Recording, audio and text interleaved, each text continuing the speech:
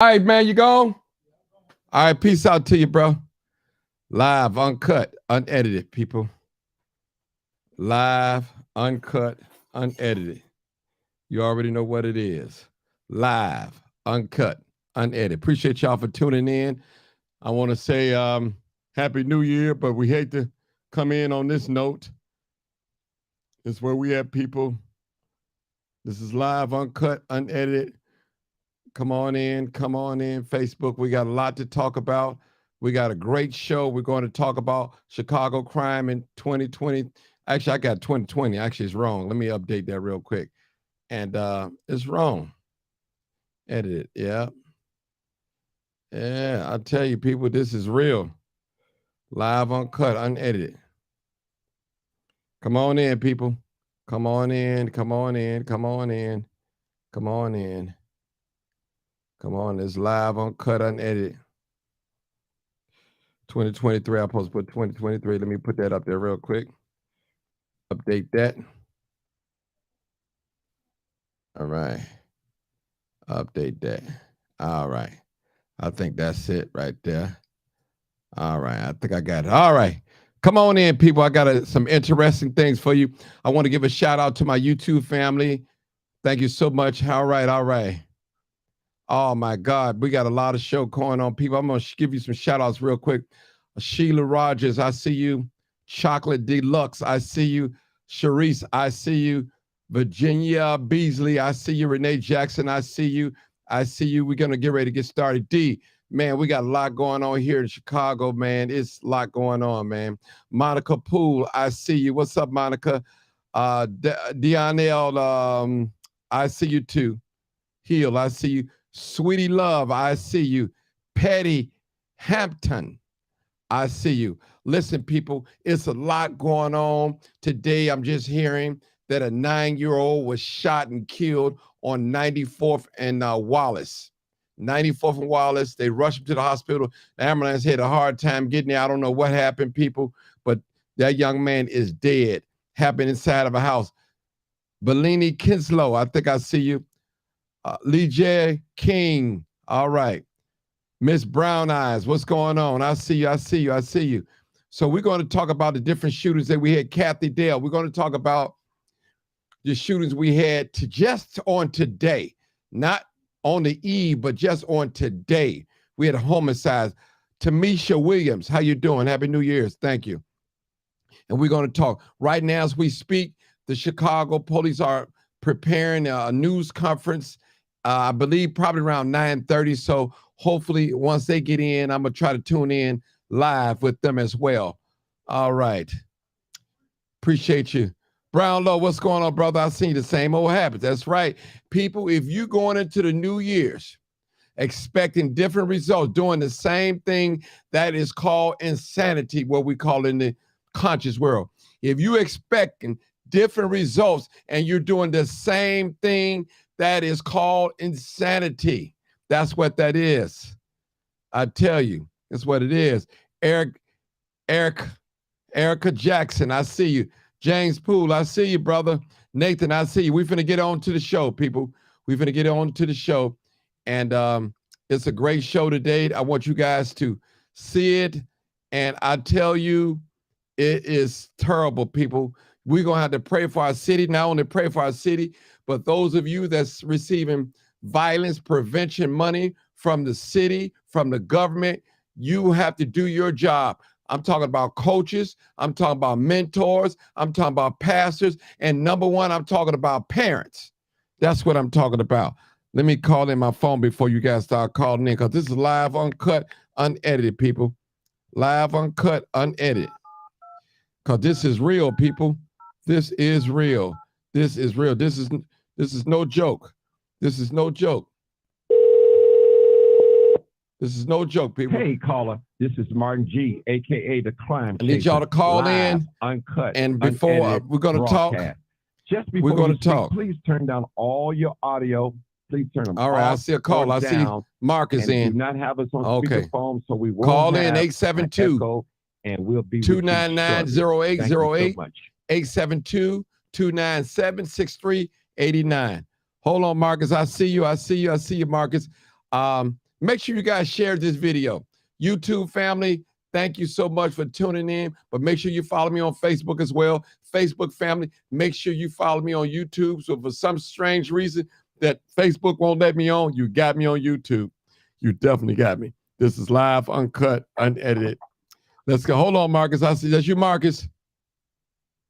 Marcus. Yep. Okay, hold on. I'm finna to put this screen sharing in. Okay, hold on. All right. All right, now, people, look on this screen today. The screen that I'm showing you right now. This is the screen that I'm showing y'all right now. Look at that screen. Look at all these shootings. This happened on New Year's today. Look at that screen, people. I'm going to go down the line and try to read some of them. And not New Year's, we're on New Year's Day. That's where we can start right there. Now, listen. 12 a.m., 5200 South May. Okay. M means, that means a double homicide. You know, that's a man. 1206, 6500 South Paulina, Inglewood, M27. That's all right. 1208, 114 South Racine, Morgan Park, F24. All right, 24 years old. 12:30 a.m., 1400 West Madison, Austin, M24. Shootout leaves one dead and another injured at Westtown Hookah Lounge. All right, when you see it in red, red mean a triple homicide. I mean, they got the little chart out here. So 1:30 a.m., 2100 West Division, Westtown, M31, murder 38. Okay, 1:30, 2100 West Division. That's a triple homicide right there, people. Man 26, 4:30 a.m., 3800 South Wallace, Bridgeport, M1, M32. It's at 8:30 a.m., 106 South State, Roseland, M46, 14 shot, one dead, critical in Washington Park. I did that. That's on, okay, they're telling you where this happened at. 1:20 p.m., 5600 South Prairie. Okay, 5600 South Prairie. 14 years old, 14 years old, 17 years old.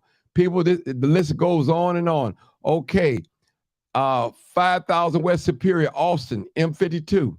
My God, 635, 9400 South Wallace, Washington Park Heights, M9, 9-year-old. Okay, the 9-year-old was shot multiple times inside of an apartment. I don't know if somebody shot in the apartment or somebody in the apartment that it happened that way in the apartment. I don't know, people. So these are the things that these start from January 1. This is 2023. So we have 4 teenagers shot today, 1 dead, 2 in fair condition, and 1 in critical condition. And I heard, according to the police, the driver of this particular car, Kia car, over there on 5600 South Prairie, this is what I'm talking about right now. It's what I'm talking about right now. Let me put my screen back on the face. Put my put my face back on the screen. I'm sorry. And this is what we're talking about. All right. This is what we're talking about right now. Listen, young people, I know you guys out there committing crime, carjacking, robbing, looting, stealing, doing all that. But listen, let me just send a warning out to the young people. And I understand that some of you guys probably don't believe in God. And if there was a God, why are these people getting killed? Why you take my mama? Why I don't have a normal life? All these are legitimate questions. And I understand, I sympathize with you. But anywhere you go, young people, whether it's on a football team, there are rules. At school, there are rules. On a job, there are rules. In the military, there are rules. When you get locked up in the audio home, there are rules. When you go to church, there are rules. When you go into somebody else's home, there are rules. When you go inside of a grocery store, there are rules. When you go inside Target and Walmart and Macy's, there are rules that we must acknowledge and follow. Marcus, I'm going to let you talk real quick and I'm going to come back. Go ahead, Marcus. Go ahead. Well, you're right. There are rules that we must follow. There are rules that we must follow in our society. And if you don't follow those rules, Sometimes bad things happen to you. It's sad that this year has started off this way. And I hate to say it, Martin. Go ahead, bro. Our black youth got to do better. Mm-hmm. Our black youth got to do better. They're lost. And to any adult misguiding them, shame on you. Mm. Shame on you. Let me say Why this. would you put somebody else's son or daughter out there on the streets? And let me just say this, people. Then you ain't gonna put your own out there. Let me say this. I believe it was 10 to 14 murders just today. More than 10. I believe it was about 14. It was told 10 earlier, but it's about 14 homicides, people. Today, starting the year off. I'm not talking about the eve. I'm talking about starting from January 1, 2023. That's what I'm talking about. This is how we starting off. Now, I'm telling you, people. And it's saying, I showed you the chart. It's up there. It's no lie. I can't make this up. Look at the chart. It gives you the ages. Male, M1, M26. Look at these ages, people. Look at all these ages up here. Male, male, male, male, male, male, male. Come on, we got teenagers on this list. Look at this list, people. Those of you that's watching by way of Facebook and YouTube, look at this. It's sad. People, this is real. This is no joke. Today, yeah, this is no joke. in one day. Yeah, I think we have over 10 homicides so far. I believe the exact numbers like 13 to 14. I'm telling you, people. We got, let me see. And it ain't over with. Right. 1 on 52nd May, we don't have no ages. A male, 27. Female, 24. Male, 24. Male, 38. Male, 26. Male, 32. Male, 46. These are people shot and killed. Some of them shot, some of them still living. Male, 17 years old. Male, 14. Male, 14. Male, 17. Male, 9. That's a baby. That's the last one reported on the South Side today. Yeah. Multiple times. Multiple times. What Yeah. human being? I don't even think you call him a human being. Right. You can't call him an animal because an animal got more sense than that. Right. You're right. I'm sorry. Barbaric, savage is what you would call him. You're right. You're right. That's sickening, people. Who could do that? Seriously. A 9-year-old, even a 17-year-old.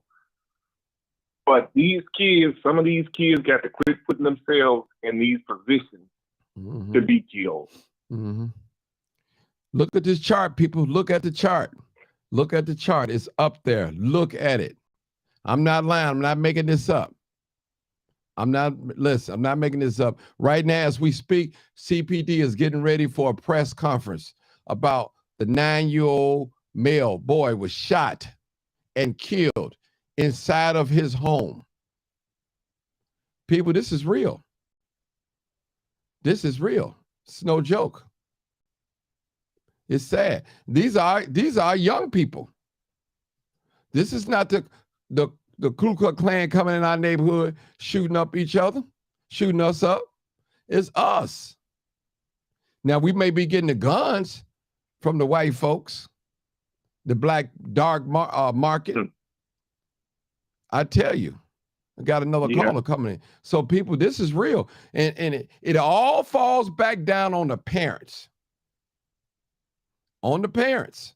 That's what it all falls back down on. This is real, people. I'm not trying to make nobody feel bad, but you should feel bad. Hey, caller, where you calling from? 6112. Come on in, caller. Got a caller. Hold on, Marcus. Don't hang up. Hello. Hey, how you doing? What's up, caller? Mm-hmm. Hey, this Rev. What's going on, brother? What's up, Rev? Come on, man. Come on in. Yeah. I see moving in, you still talking about, the things that was opened up that had transpired today, right? Yeah, just today. Yeah, and I seen you trying to get down there on the scene. I believe on one of them, I guess 50 something in Prairie. Right. Correct. which is real sad. And it was something that you mentioned. This is something that I pretty much want to base my view on because it's crazy. The sad part about it, Hold on, Reb. Reb, I need you to hold on. Reb, hold on. 8423, I need you to turn down your Facebook. Turn down your Facebook. 8423, I need you to turn it down. I'm going to let you in. If not, I'm going to have to boot you off. Okay. All right, go ahead, Reb. Go ahead, Reb. Yeah, so as I was saying, you know what I'm saying, we see the view of what we feel about the police. We see the view of what we feel about, you know, the politicians, the court system, those legislators. We feel that, and we see, you know, and I don't want to get too excited too quick, but we see. But I want to point at something that you said as you started before we started calling in, and you called out those that have these violence prevention funds. You understand, Brother Johnson? Right. And what bothers me is for years now, since whenever legislation has brought into play, violence prevention funds has been allocated inside the communities close enough to be trickled down, but still some reason you see the issue at hand. You know, and you talking about you right church. And yeah, I have a mention in church myself. You know what I'm saying? You talk about churches, you talking about organizations, like I say, and I say it all the time, in Inglewood alone, you have more non-for-profit organizations than you have small businesses organizations. That means anybody's putting their name on something and says non-for-profit and get these funds because I'm out here for non-violence, but at the same time, you got the issues at hand that we still facing every single day. So yeah, it's time to call out people like that. Like time to start sitting up there and taking those funds away. Not continue to allocate those funds. All these friends and these ones that's giving kickback on these funds. So this stuff is real. And we're suffering. We're facing this. You know what I'm saying? Somebody could have said that and it could have been a program to stop the hands of whoever was shooting and did that mass shooting today. That little boy who was 9 years old. Saddened. You know what I'm saying? But yeah, it's time to call out those that receiving funds. Now that's hard because you're supposed to be investing the funds really into the community and we don't see it. And anybody say that they see it, they'll lie because even though they see it, like I ain't afraid to call it out. How can we help you? Walking down 79th Street, but at the same time ain't helping no senior citizens cross the street with their bags. They just walking out. They just giving ordinary people jobs looking for a piece of food to eat the next day, but don't know how to allocate and really care about the community. But somebody gets some kickback on all those funds and millions of dollars that's going up and down 79th Street, like they really helping the community. But there's shootings going on up and down 79th Street at the same time. Where's we really helping at? Where's our funds really going? Yeah. Hold it. That's how I feel about it. Hold it right there, brother. Hold it right there. Okay, 8423. 8423. Yo, what's up, Mark? Man, turn your phone down, man. What's up, Mark? Turn your phone down, man. Turn your Facebook down. You got feedback all day long from you, man. I did turn my Facebook down. You did? Okay. All right. Go ahead. Yeah, I turned my Facebook down. Okay, come on. Where you calling from, my brother? All right, cool. So they passed it. I'm calling from Chicago, man. I'm Inglewood type of shit. Yep. Yes, sir. They passed this law, or they took this law and form files like purge and shit. Hey, but brother. One thing motherfuckers got to understand. Hey, bro.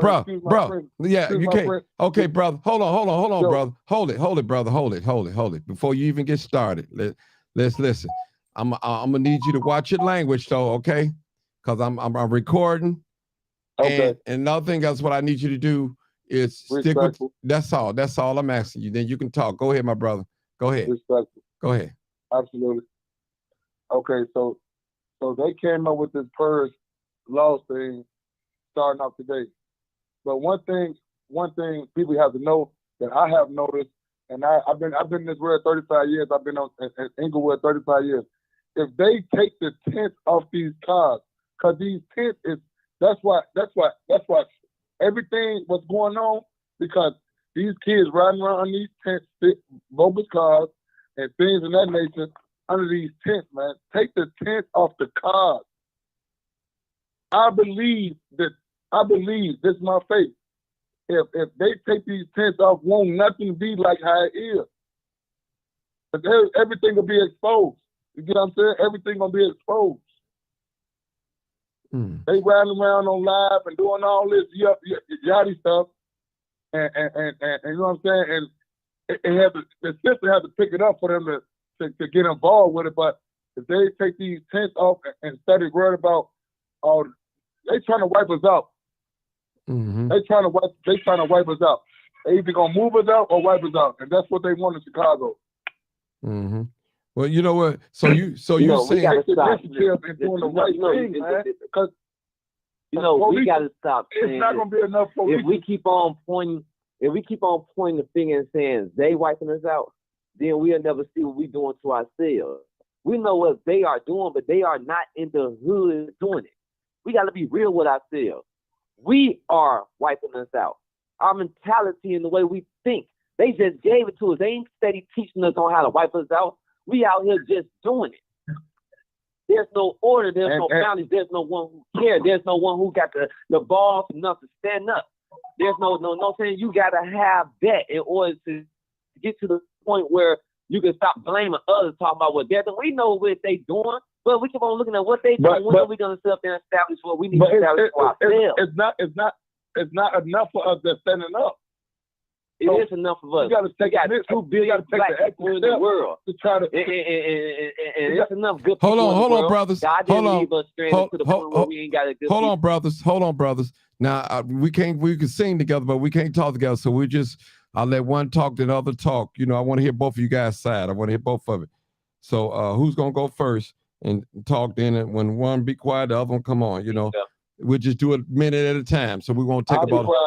Okay, hey, go ahead, Reb. I'm gonna give you a minute. Then he come out, give you a minute. Then I got another caller. Go ahead, Marcus. Go ahead, Reb. Go say what you want to say. What was you saying, Reb? We have to understand who we are. When I look at the mirror at myself, I could look at my responsibility. I can see everything that's going on around my life. But it can get to the point where it don't affect me because the way that I think. We're sitting around here, we're saying, well, we're broke. We don't have no resources. We don't have this. We don't have that. We need reparations. And at the same time, I always ask this question. If God has given us the ability to turn this thing around, what will we do with it? Are our hearts ready for it? Are our minds ready for it? Or will we destroy it? We're not under a curse for a reason, like, you know what I'm saying, God just hated us. No, we're under a curse because we were stiff-necked people that turned away from ourselves, and we still being stiff-necked. And we just reaping the benefits of what we stood up there and we did unto God. And we reaping the benefits of it through our children, through our young people, the ones we're supposed to have taught, the ones we're supposed to have trained, the ones we're supposed to have loved but decide to neglect, the ones that we decide to abandon. We abandon our kids when we send them to them schools, believe it or not. Because we at home ain't doing nothing. We can sit up there and self-educate our children. But we send them to them daycares. And now they under the objection of what they say we got to do for our children or how we got to raise our children. But we still talking about day. Every time we listen to this, black man and a black woman, we talk about day because we can't do nothing without day. Okay, preacher. Let me kill ourselves without day. Preacher. All right. Let me let the other brother talk. Then I'm going to let Marcus. Come on, my brother. Come on, brother. Go ahead, my brother. Cool. Go ahead. I understand everything he was just saying. Absolutely, that's the right thing. That's the right thought. But we gotta keep it what's going on right now. We all grew up in public schools. We got to come out right now. It's social media, the everything that's going on at present, man. These kids is like, you know what I'm saying? My kids go to a school over east. All them kids is disrespectful, rude, and it started off with the parents. You know what I'm saying? It started with the parents, not what went on in the past. Because these parents so caught up in trying to prove an image. Everybody's trying to prove an image until they get themselves booked, locked up. You know what I'm saying? It's just so messed up with what's going on.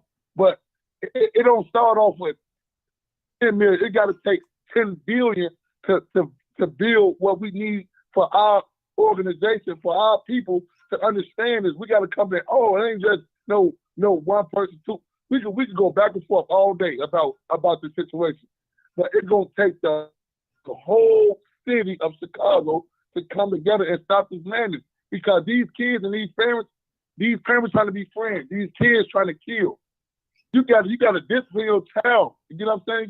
You got to stay in your child like you go to work. You make sure you go to work, and you got to make sure you got to eat. You got to stay on them kids just like that, man. And these parents, they so caught up, and some of them be like, you know what I'm saying? Some of them be like, they ready to, what my mama say, I put my hands up with you. No, you have to give these kids what they need, but it's like it's still not working. You get what I'm saying? Okay. So what we need to do as people, that's what I believe.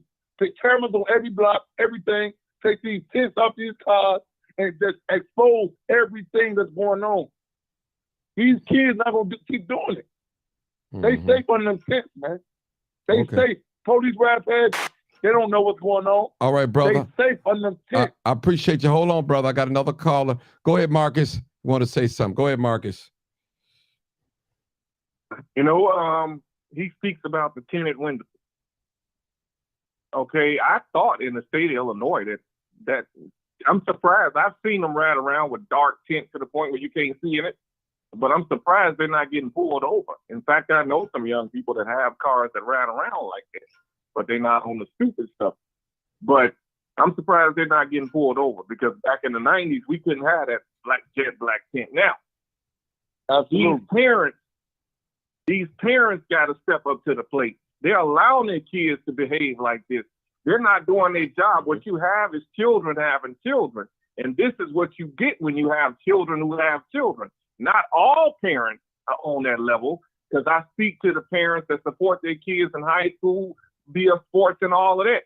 You can't expect everybody to stand up, because everybody don't want to stand up. But the few that do stand up make the change. Everybody wasn't for change during the civil rights era. Some black people were happy being called the N-word and going in through the back door of a restaurant, where there was a small group of black people who stood up and said, hell no, we're not taking it no more.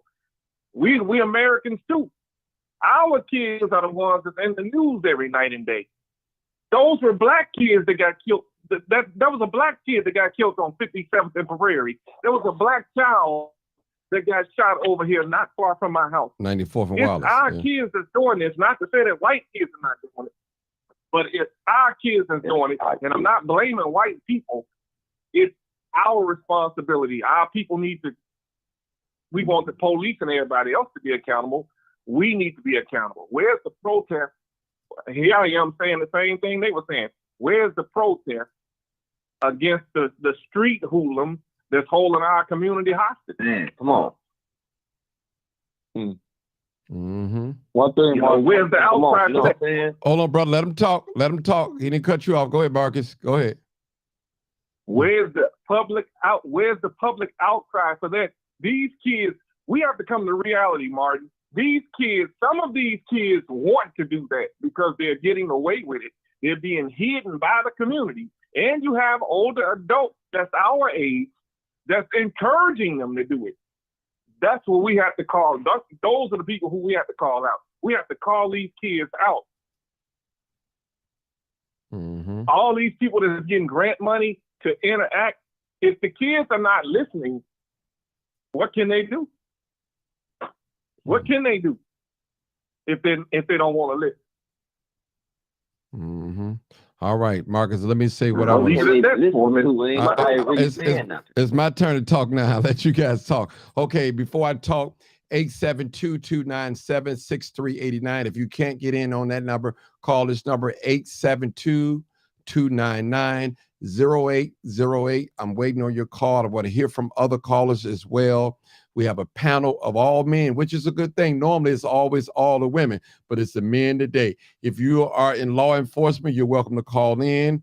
Whether you're a retired police officer, retired sheriff, or active, you can call in. We accept your call because we're looking for solutions. We also identifying the problem. One brother said that, hey, we need to go back to that tent rule, take them tent off them windows.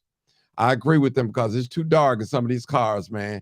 They so bogus now. They got the front window tinted now. You can't see nothing in that car. It makes me nervous when somebody pull up on the side of me with that smoke limo tent. That's just, it just, you don't know what's behind it, man. You just don't know what's behind it. And we living in a day and time, everything is, I mean, nobody wants to fight anymore. They want to pull a gun out and shoot you. That's the solution now. Kill, kill, kill, kill, kill. And I'm going to tell you, people, 4 young men in a Kia today, and that Kia was stolen.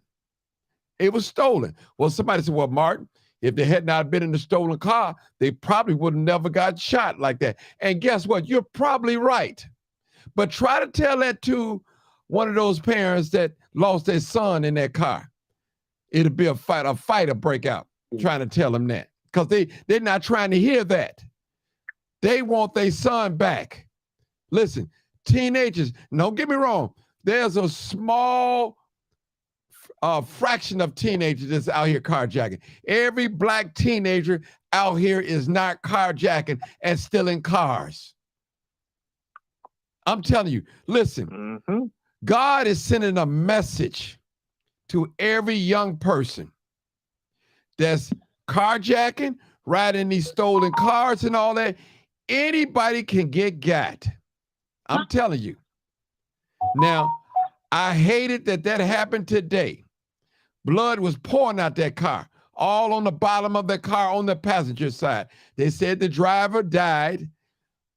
2 of them was in fair condition, and the other was in critical condition.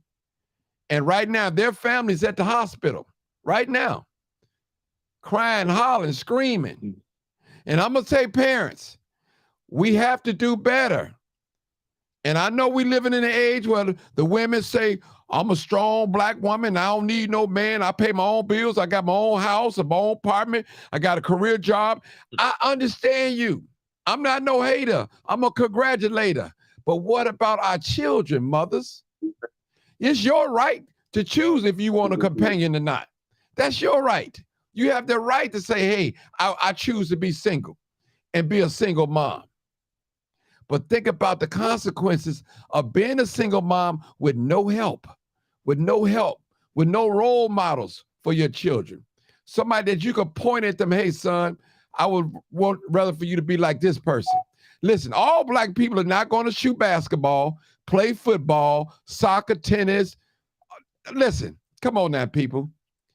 Do you know how many people, they only have like 400 professional basketball players that's in the NBA. Trust me, you got to be extremely good or well connected to get in the NBA. Sometimes you have great players, have great skill set, but they won't be able to get into the NBA. They don't have a plug. So people, I'm telling you, this is real. Those of you, those organizations, you know who you are, that's receiving violence prevention money. Get on your job. Get on your job.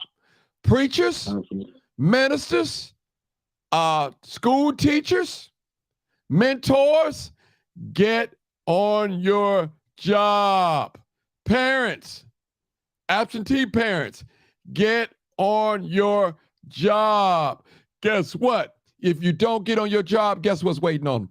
You got the gay bars, you got the carjackers waiting on them, you got the murders waiting on them, you got the robbers, the snatch and grab, they're waiting on them. You got the sex traffickers, they're waiting on our children. They're waiting on them. And by the way, young people, if anybody introduces you to drugs, they are not your friend. They're trying to destroy you. Now, let me explain myself. Well, Martin, I smoke weed. I pop. Listen, if you're just a weed smoker, here I am. We matching the blunt with each other. I understand that. That's not introducing. You already smoking. Now, what I'm talking about now, if you're not a pill popper, here I am. Open my hand up with a couple of X pills and tell you to try this. Now, that's destroying you. Here I am trying to make you drink a fifth of Hennessy straight down, and I'm knowing that you're not a drinker. Here I am offering you some lean, and I know you don't drink lean. You just only smoke weed only. People, Young people, beware of people that offer you drugs and alcohol. Beware of them. I'm telling you. And they know that you don't do it. Beware of them. Trust me. And this is generation. Listen, I'm 54 years old. I've never seen so many young people that's hooked on drugs. They're hooked on the loud. They're hooked on lean. They're hooked on the X pills. They hooked on the edibles. They hooked on it. They hooked. They are hooked. They doing lines. Yeah. Trust me. The worst thing when I was out there selling drugs is two things that I feared, maybe three. I feared the stick-up man, especially if he was young and on drugs. I feared the police. You fear those things when you out there making money selling the street, because you know the street don't love nobody. Nobody. No. I'm quite sure each one of these guys that's on this panel right now can tell you that the streets mean nobody no good. They don't care how old you are, what race you are. They want what they want when they want it. Trust me. We living in a lawless generation right now. We living in folks that don't believe in God, don't care about Jesus Christ. They don't care about Allah, Buddha, whatever God that you call yourself claim serving. They don't care about that God. They for the God of money, murder, sex, and drugs, and filthy, trash music. All right, brothers, y'all free to talk. Go ahead. I just had to say that. I mean, music with a beat. That music with a beat, a good beat. That's misguiding our youth too. But without the parent intervention, it's going to continue to misguide our youth. Yeah, I grew up listening to some of that filthy music, but I didn't go out there and do what that music was telling me to do, because I had a parent to guide me and to tell me that, oh, they're getting paid. That's make believe. You know, these kids are living in reality, and they choose to live this way. And we got to keep it real. They choose to live this way. You got all these sports teams. You got all these organizations. The Park District got programs. The police officer that you had on your show earlier this morning mentioned all these programs out here. And some of these kids know it. They don't want to go. They like what they're doing. And until they stop liking what they're doing, it's going to stop. Not all black kids out here doing it. Not all white kids out here doing it. There are some kids that's looking to get out of these trenches. And then you got these adults that's putting the poison. You just said it. You got these adults that's putting poison. Anytime somebody offer a young person drugs, alcohol, and all of this, they're poisoning that young person's mind. They're killing the future. I just want the older adults who are doing that may catch this live. Hear me out. Hear me good. I'm a minister myself. You are poisoning the future. It's in the Bible. Woe be unto whom misguide to you. Jesus spoke on it. And this is the illustration of what we're living in right now. We're living Revelations as well. We're in it. Okay, gentlemen, give me some solutions. I need some solutions. I can speak. I can speak. I can speak. Yeah, give me the solutions about what we could do. Okay, my solution is I was what's the guy name that made this Facebook thing? What's his name? Who? Who made Facebook? Mark Zuckerberg or something? Yeah. Mark Zuckerberg. Mark Zuckerberg. He needs to be held accountable, bro. You know what I'm saying? Because all these kids are coming onto social media and doing all this stuff that what we talking about as man right now at this present time. And they coming on this social media talking about it before it's like what they call it when you thinking about something and you gonna do it. Premeditated. Yeah. They premeditating this stuff on social media.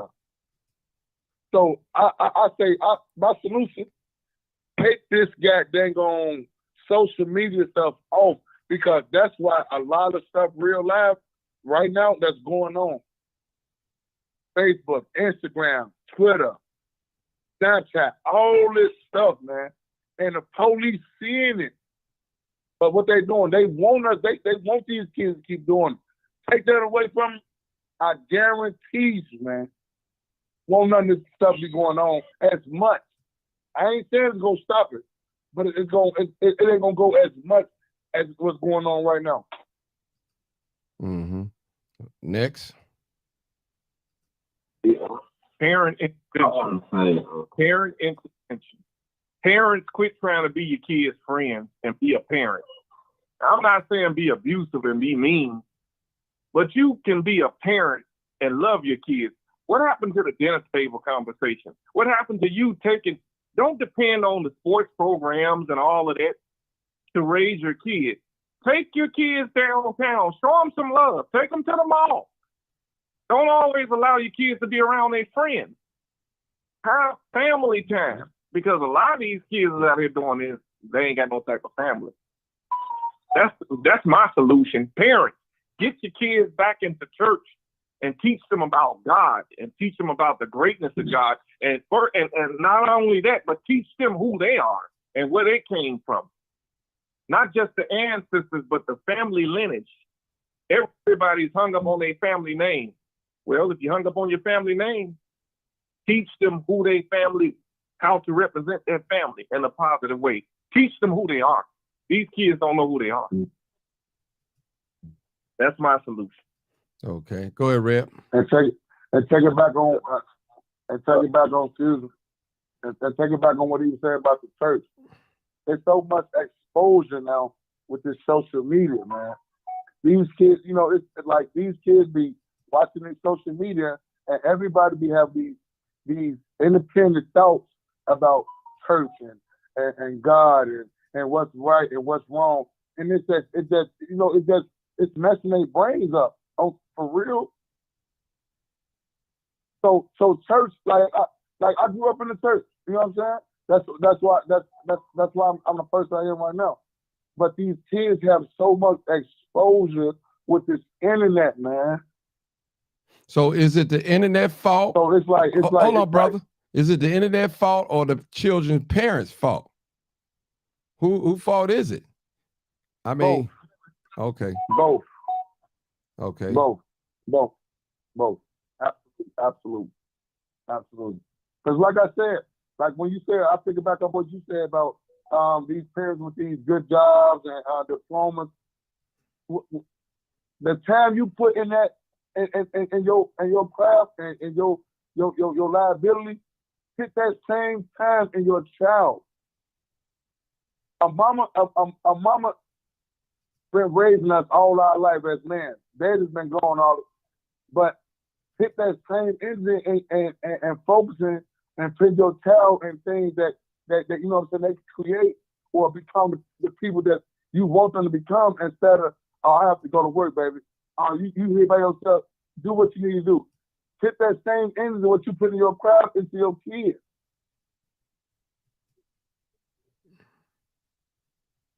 Okay, brother Rep, go ahead.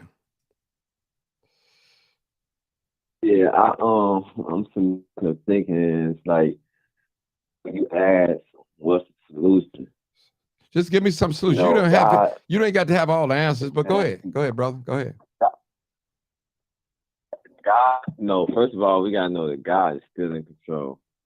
I think one of the solutions is for us, the ones that do know, to take what we do know and look back real quick and see the value of what we are in the history of what we know first.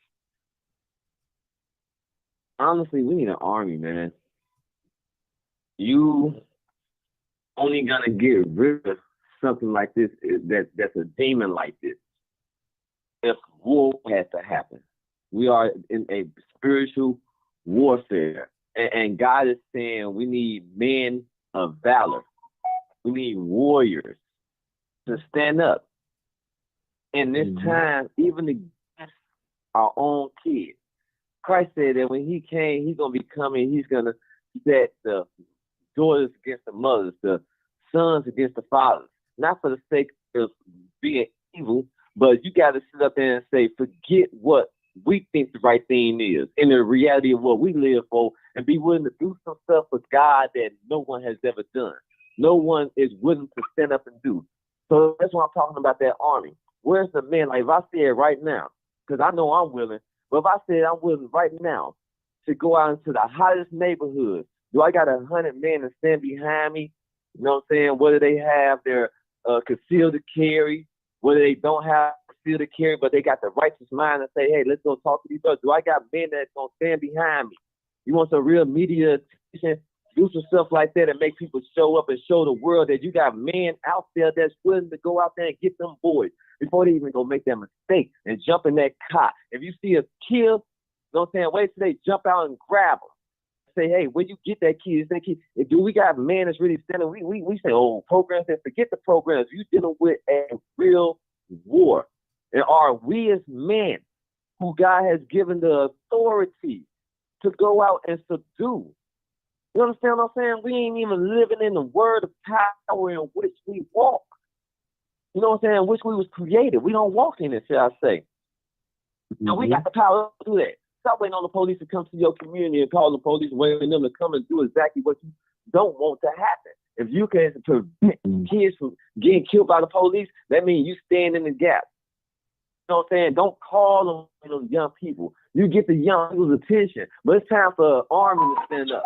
I'm talking about a generation of 50-year-olds, 40-year-olds, 30 years old. Those are of righteous mind. Farrakhan spoke about it. Where they at? Ain't nobody gonna stand up yet? It's time. I mean, it's a lot of people on here watching and listening in right now, Mom. Pastor Hill is saying that it's time. It's time. This ain't just no being loud. I'm telling you, it's time. You have to get to the point where your life depends on you. We got to sacrifice. We got to die for this. Who's willing to stand up and go get our children? And die for your kids. Everybody, I'll die for my home. I'll die for my Hold on, Reb. Are we willing to die for our kids? Reb, I got a new caller. Caller, you can't be talking. Okay, caller, 309 area code. Where you calling from? I'm calling from the south side right now, from the west side. Okay. Make Chicago. Sure. Okay, just make sure you ain't got Facebook playing in your background. So you sound good. Okay, give me some solutions, brother. That's what we're looking for. Something that would help us. Okay, well, this is from Wisdom. Okay, brother, okay, Wisdom. This is from some Wisdom right here. Oh, go ahead. Yeah, this is Wisdom. What's up, Wisdom? What's up, brother? Yeah, I believe man, you know, I'm paying attention to what's going on, man. Okay. You know, and I'm glad that you're doing this, man. And you shining the light on a lot of things, man. Mm-hmm. It's gonna hurt a lot of people, but they need to be hurt. Love is supposed to be tough sometimes. Yes, sir. Go ahead, brother. So one of the solutions that I believe it is, man, is when we was coming up, we had a lot of activities that we was able to do. Like we had skating, dancing, you know, stuff like that. A lot of these kids really don't want to be killers, but they ain't got nothing to do. We ain't got nothing else for them to do because we ain't take care of our financial responsibility to open up a club and to have the right amount of security in there to secure the place for these kids to have something to do. Because this would have been started back when we was younger if we didn't have places like the factory and all these skating rinks and all this type of stuff that we were going to. A whole lot of kids would have been doing this already. So a lot of times, like they said, it's our generation. We have to start going out here and instead of trying to be friends with these kids, start being better business people and showing these kids how to open up businesses and opening up businesses to even get a little bit of revenue off these kids so they'll have something to do because their energy got to be channeled somewhere. See?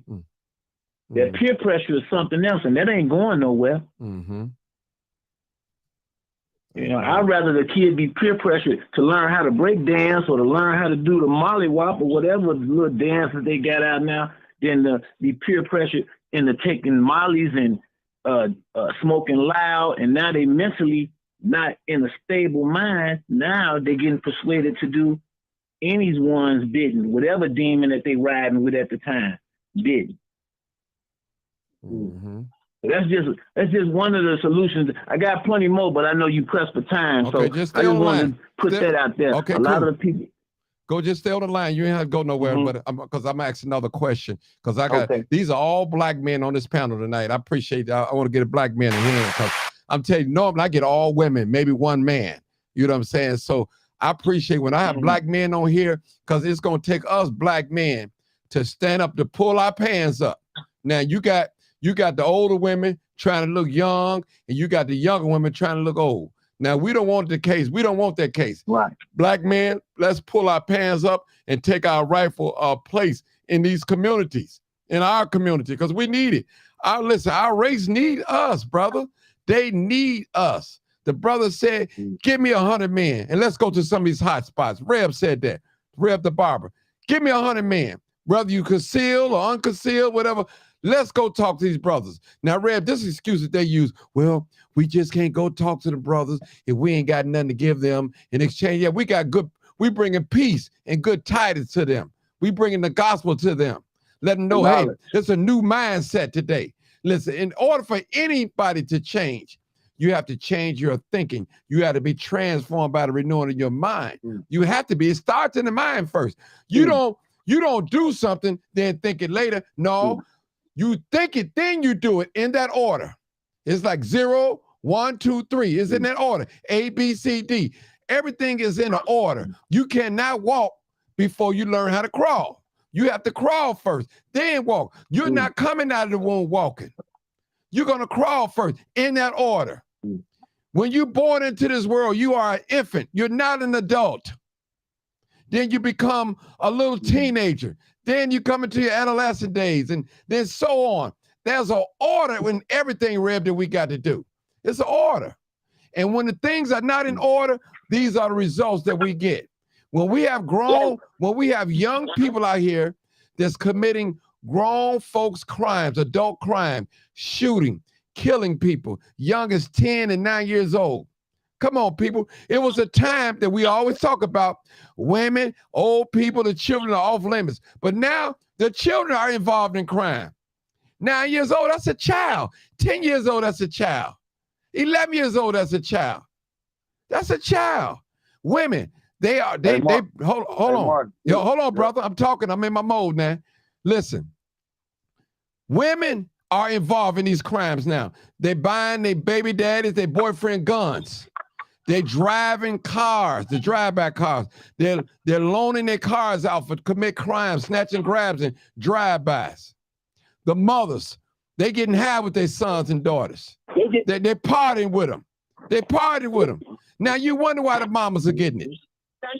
You know what? You see why they're getting it? Because they are involved in it. That's why they're getting it. Mama, you know your son shot up the neighbor house 2 weeks ago. Now you had him in your house. You need to get him out your house. Because if we come back there and he in your house, mama, we shooting that whole house up. And that's what's happening. That's what you see. So mama, you involved by not doing your job, and daddy not being there, smoking and drinking, getting high with your own sons and daughters, even with your teenagers. Young ladies, you're involved because you with it. You throwing up gang signs. You ride with these thugs, these shooters. You being seen with them. You carrying on social media. So you getting it now. I'm telling you, you're getting it. And listen, mom, you know that your son is on some type of psych medicine. And you out there smoking weed with him. All those chemicals. Somebody got to put their phone on mute. Put your phone on mute, please. Listen, all those chemicals on top of chemicals. You eating edibles. You drinking lean. You smoking loud. They got different strands of loud. Those are weed smokers. You know you have different strands of loud. You know that. So y'all weed, I call y'all weed connoisseurs. Okay, you know that. Alcohol. You got the dark. You got the clear. Okay, you got people, they doing lines now. And a lot of this stuff is laced with fentanyl. It's poisoning on top of the medication that you're taking. This is real, people. These are some of the solutions. 90% of it. Yeah, these are some of the things that we need to talk about. And let's keep it real. And listen, anytime a young lady, and let me just say that, no disrespect, God knows I got four daughters, 3 of them grown. Listen, anytime a lady chooses to have a baby before marriage, these are the things that you get. This is what you get.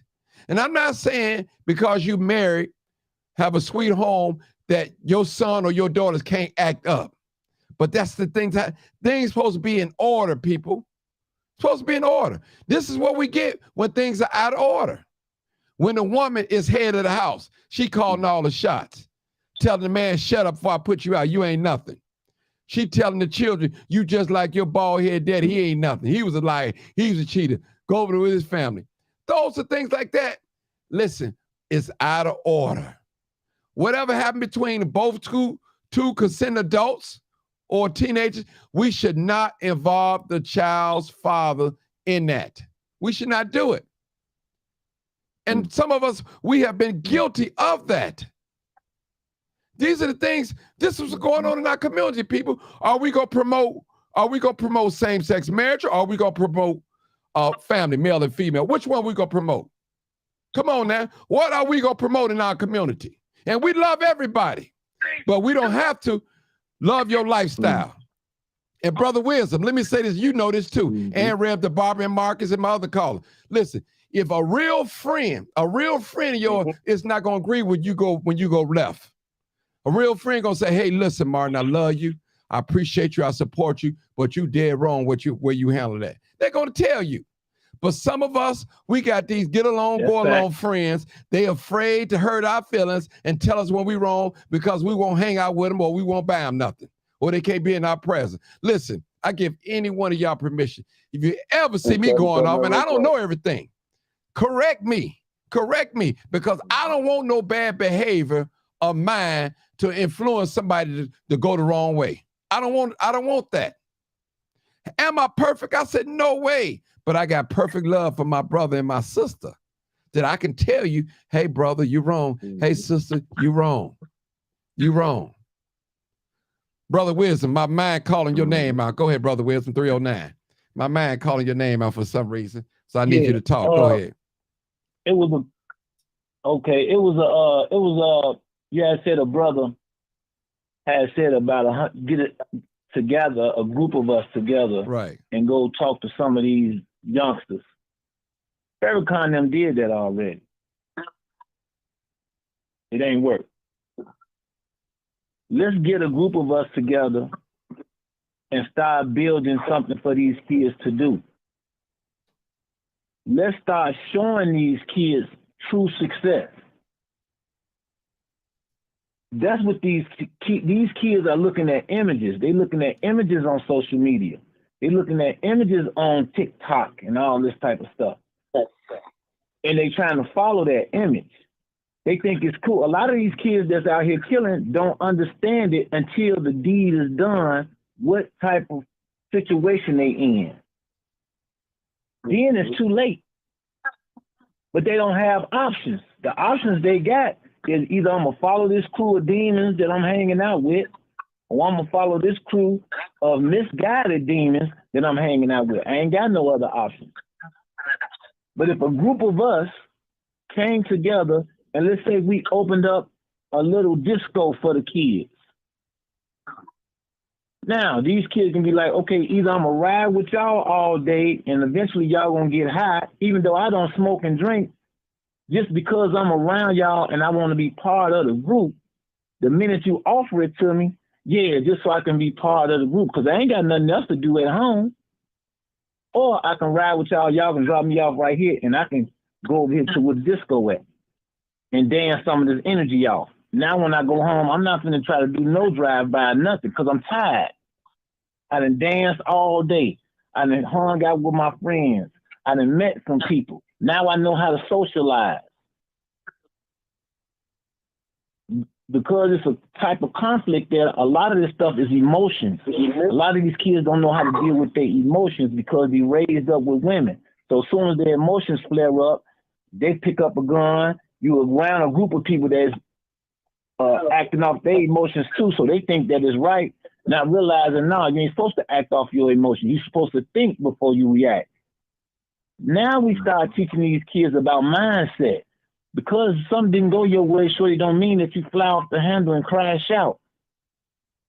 Think about it. You may be in the wrong just because you feel that you're right. Men don't go off feelings. We go off logic. because you feel 2 plus 2 is 5. Let's do some logic behind it. Put them fingers up. Let's get to the basics. Logically, is it 5? No, then your feelings guided you the wrong way. Now accept that. Now go apologize from cursing that teacher out because you felt that the answer was this. But see, we ain't giving out some type of example to these kids to sit back and be like, okay, I want to be like that. We ain't dropping some type of wisdom in these kids' heads. We want to holler at the kids and try to befriend the kids. And like you said, getting high with the kids. No, I'm going to give you an option. You want to smoke weed? Well, I tell you what, if you getting high every single day, that's what you're practicing to be. That dope thing that you say that you would never be out there on the street. That's how that person got like that. They did that every day when they was your age. They're practicing to be that. Now that child will have a mindset like every day we getting hot, every single day I got to smoke, every single day I got to drink, every single day. Yes, that's how you become a dope fiend. You don't become an engineer by smoking and getting high every day. But if you don't have the mindset to think like that, and ain't nobody gave you that mindset to think like that, you don't know. And if we don't come together as a group and drop this type of wisdom down to these kids where they can have options, either I can think like this or I can think like that.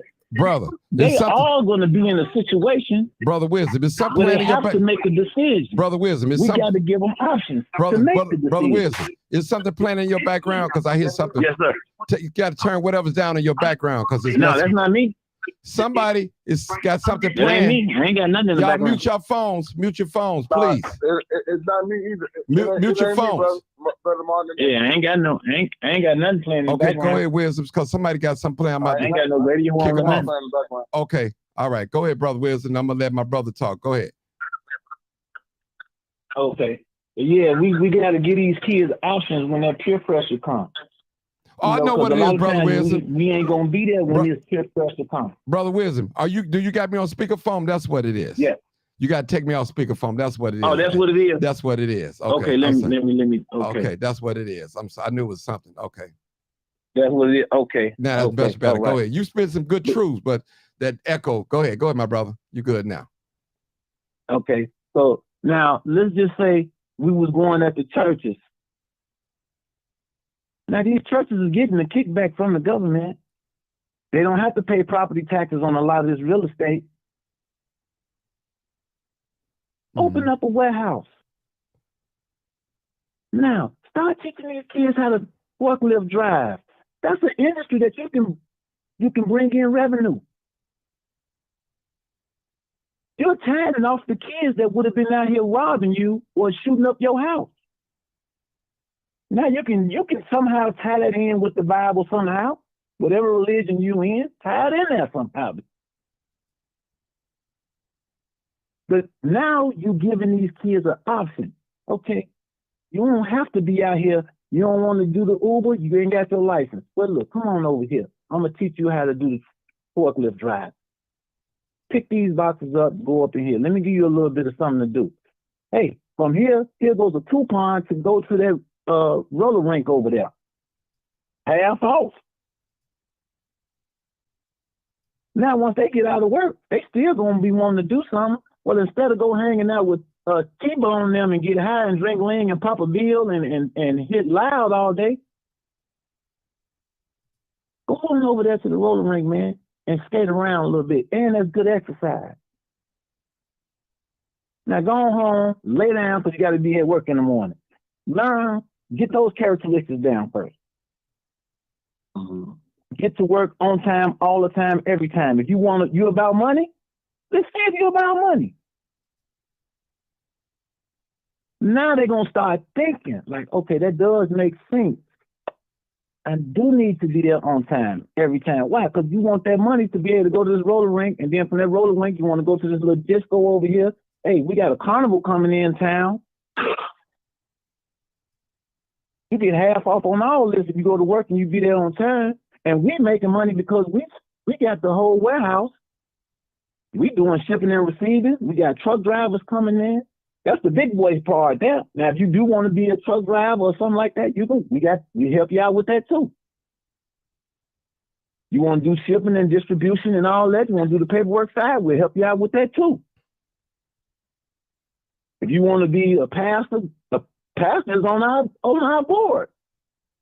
He'll show you what school to go to if you want to be a pastor. We're accessible. You can come and talk to us. Oh, you're going through some emotional stuff? This boy did something to you, and now you want to kill him? Okay, guess what? It's a lot of us that been in the streets too. Come holler at me. You can come holler at Wizzo. Wizzo been in the streets. He been there before. He don't tell you what the outcome of it is. Now, you make the choice now, but I'm letting you know what the end part of it is.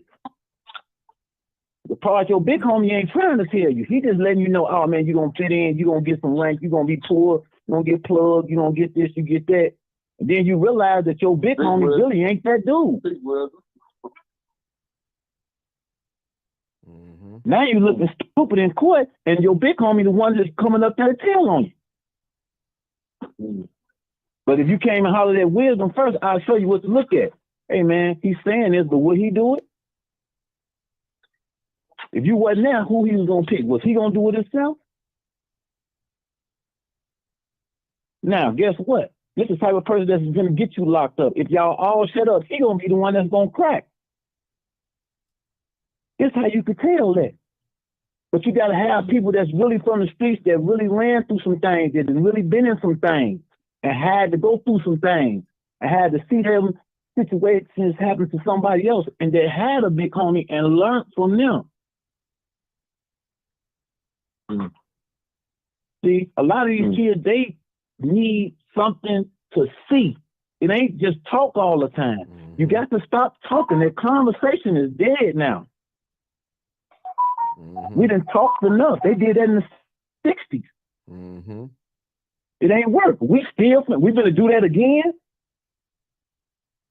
That's why I don't follow that marching. Y'all walking around getting your shoes dirty and marching. No.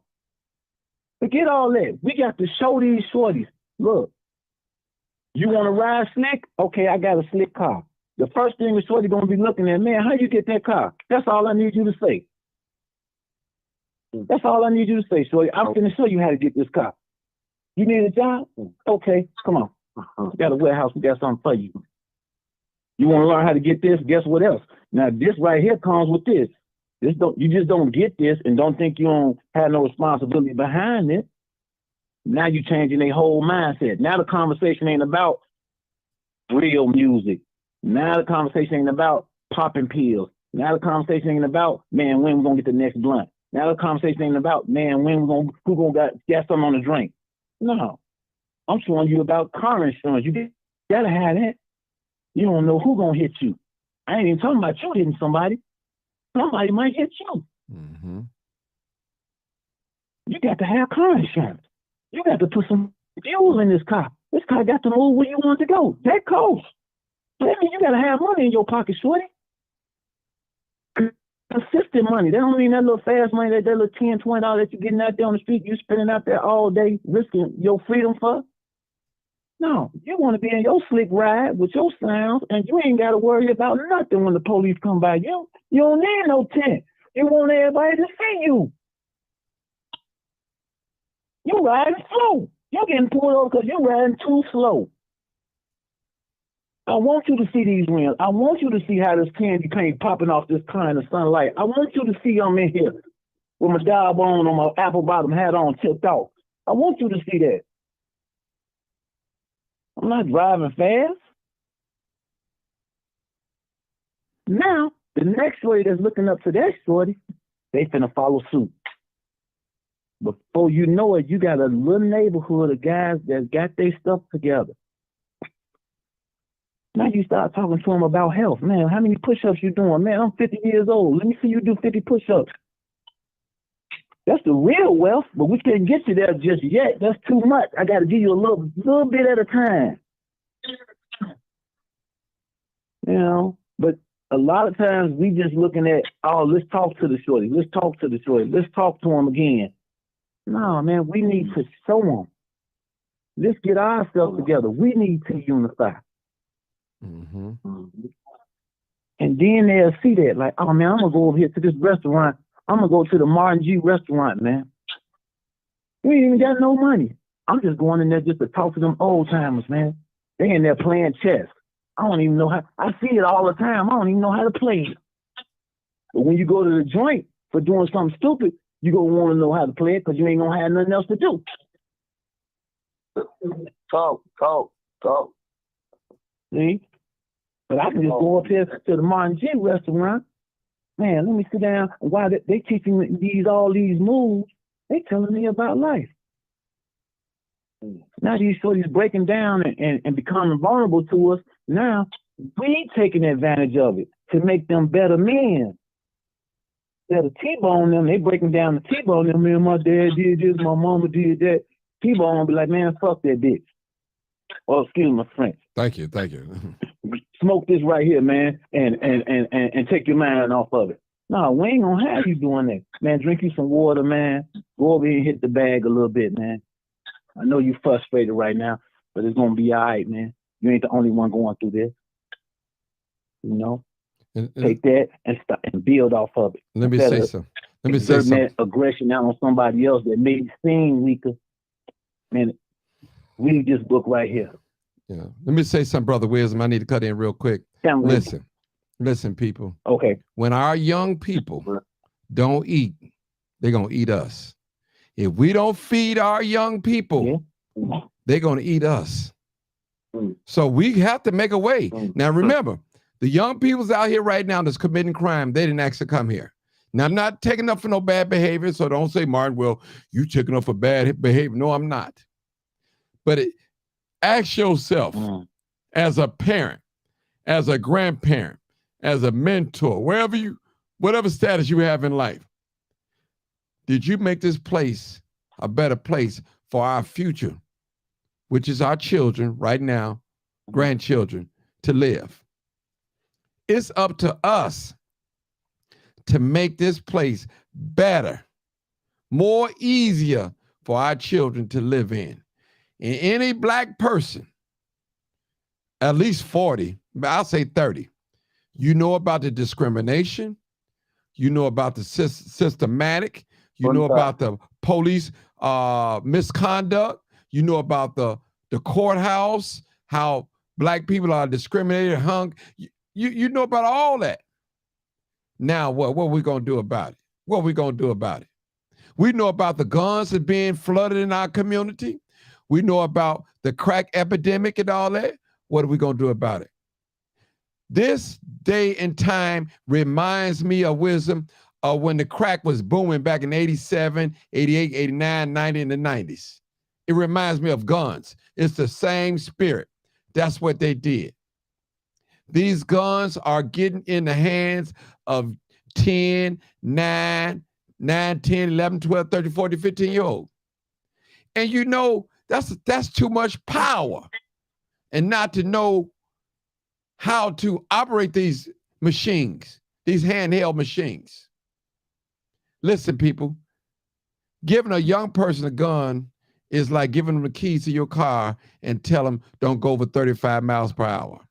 I think somebody missed that.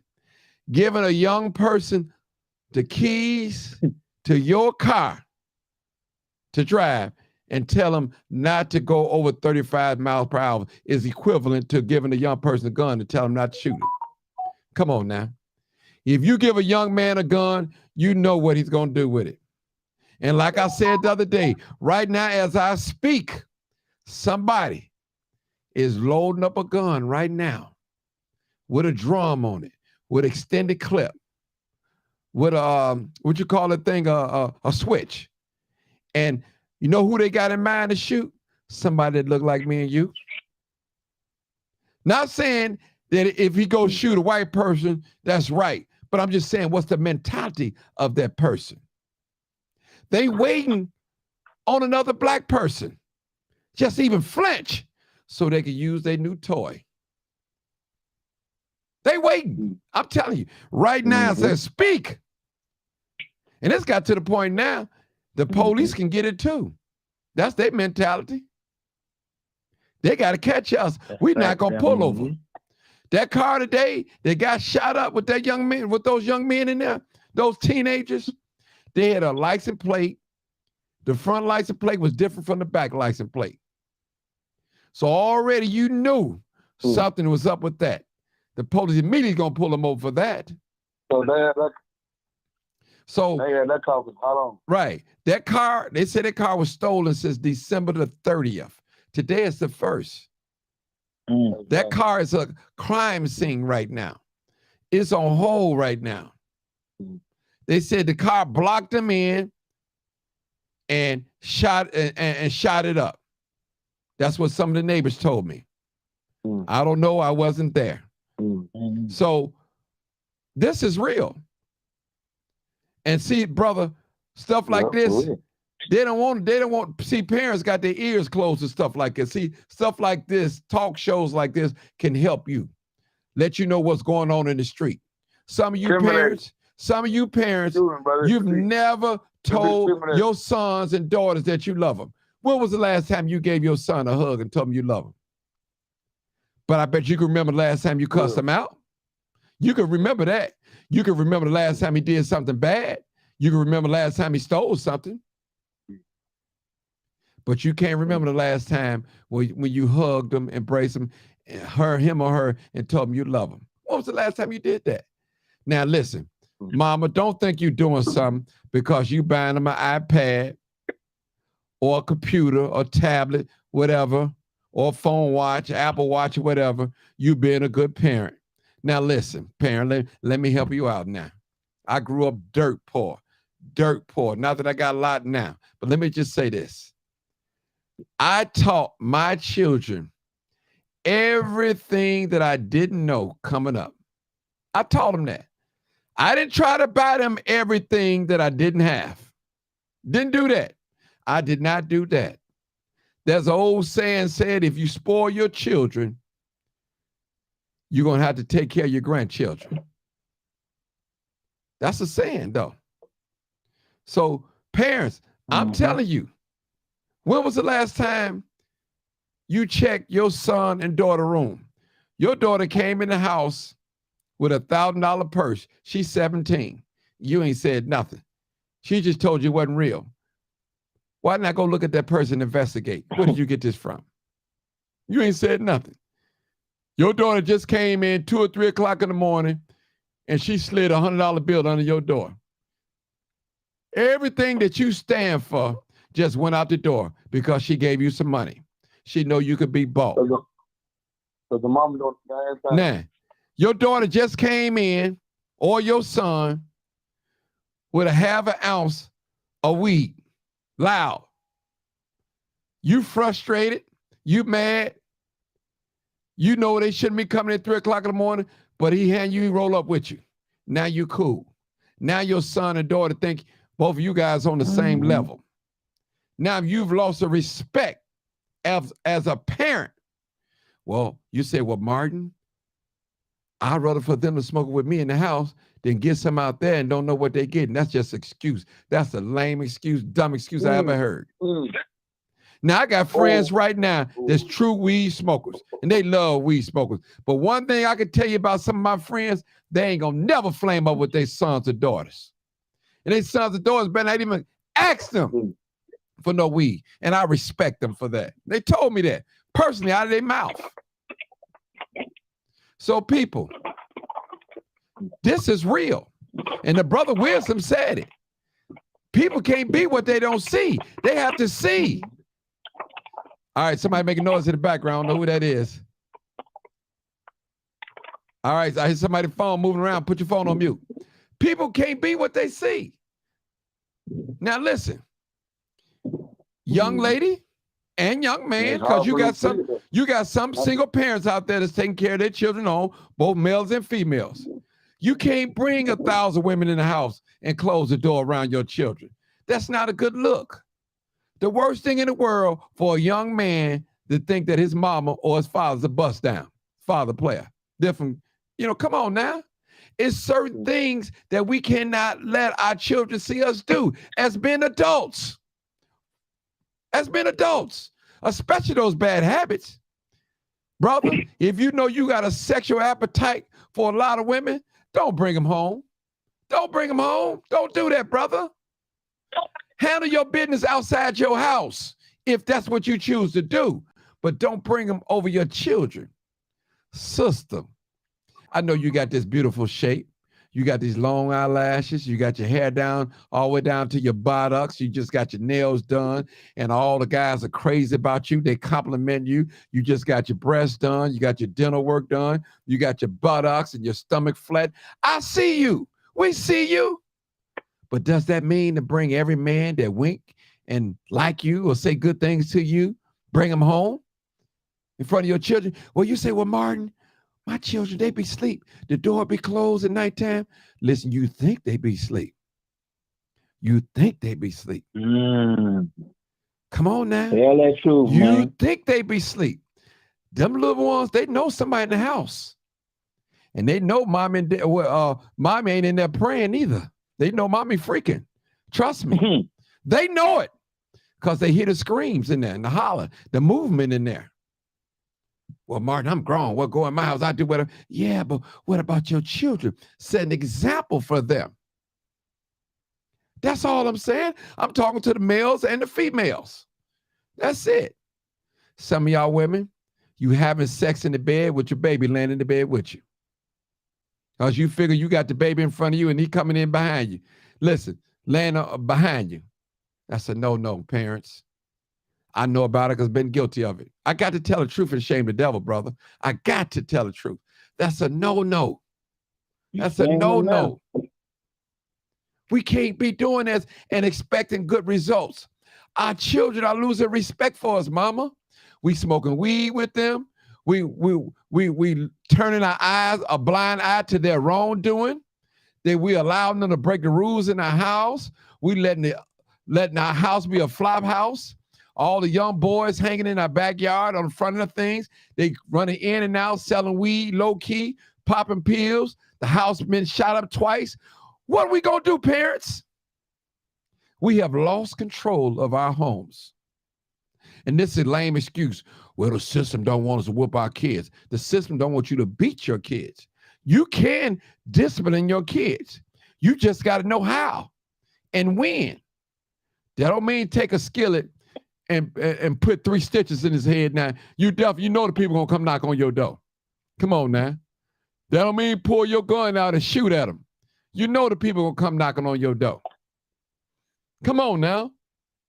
Talk to me. Brother Marcus, I'm calling your name out. Where you at? Come on, Brother Marcus. Right here. Go ahead, Brother Marcus. I'm right here. Go ahead. Talk to us. Well, I mean, basically, Brother Wisdom said what I would probably agree with. I mean, you got to show these kids. That's one of the things we lack, and we got all these mechanics in our neighborhood. We got these chefs in our neighborhood. Even photography. I get kids that want to work with me, but unfortunately, the newspaper is not paying me enough money to pay them to bring them on. I would bring them on. Some of these kids do want to, they want out. Some of the kids on the street, they want out.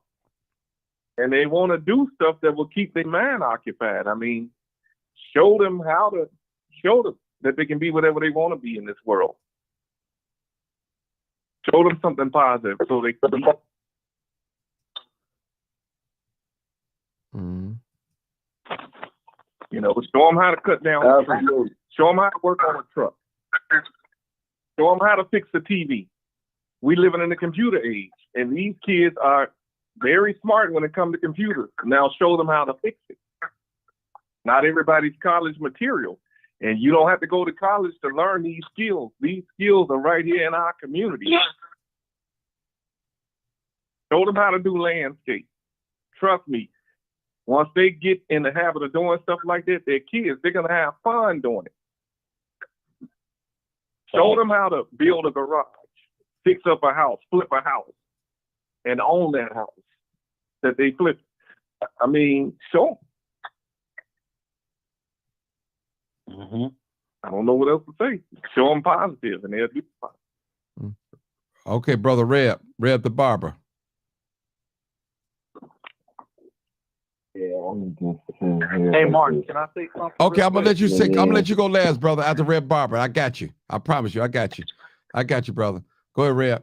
I got All you. right. Yeah, I'm just sitting here. I'm sitting here, and as I'm listening in, man, it's like I feel like I feel like we're living in a maze. I feel like we're living in a cycle. I feel like we're repeatedly saying the same thing over and over again through every single conversation, through every single thought pattern. We coming up with solutions. We're saying kids, and the thing is, I'm thinking about this stuff. I'm just thinking about how I love the fact that God is gonna be the one who separates the wheat from the tares. He's gonna be the one that has the last say. I thank God that He's the one that give us the sight to understand that things not gonna get better. We're talking to get things better, and things are not gonna get better. We're supposed to be the vessel to save those which can be reached. And we're saying kids, but I think we got to start separating the wheat from the tares. We got to understand that in this society, whether you were 13 years old or whether you were 30 years old or 70 years old, you pretty much, if you have some knowledge to move in this world, a 13-year-old think they know just as much as a 70-year-old, but we know it's not. But in the world, what I mean, like that, they think like that, then they can sit there and make decisions like them, then they can sit up there and suffer the consequences also like a regular adult. So we gotta sit up there and when we look at these kids, yeah, there should be programs, but there should be programs for kids, that want to get in those programs. Them boys that was sitting like let's be honest with ourselves. Let's sit up there and stop trying to have remorse for those that's not deserving of the remorse. You know what I'm saying? Let's stop sitting up there and saying, well, my kid, my son, and I'm speaking for my own son. Because I look at this life and I look at death a certain way because I lived it. I didn't die, but I lived the life. I know what it means to be 13 and rebellion. You know what I'm saying? I know what it means to be 6 and 7 years old and neglected and abused. But if I can overcome all that and somebody down the line through everything that I had to happen to me to make an excuse for me to do what it is that I wanted to do anyway, whether I wanted to do the right thing or what I wanted to do the bad thing, I used an excuse in the past. I used to use an excuse in the past, say, my mama did that to me, so I got the right to feel how I feel. Making this stuff an excuse.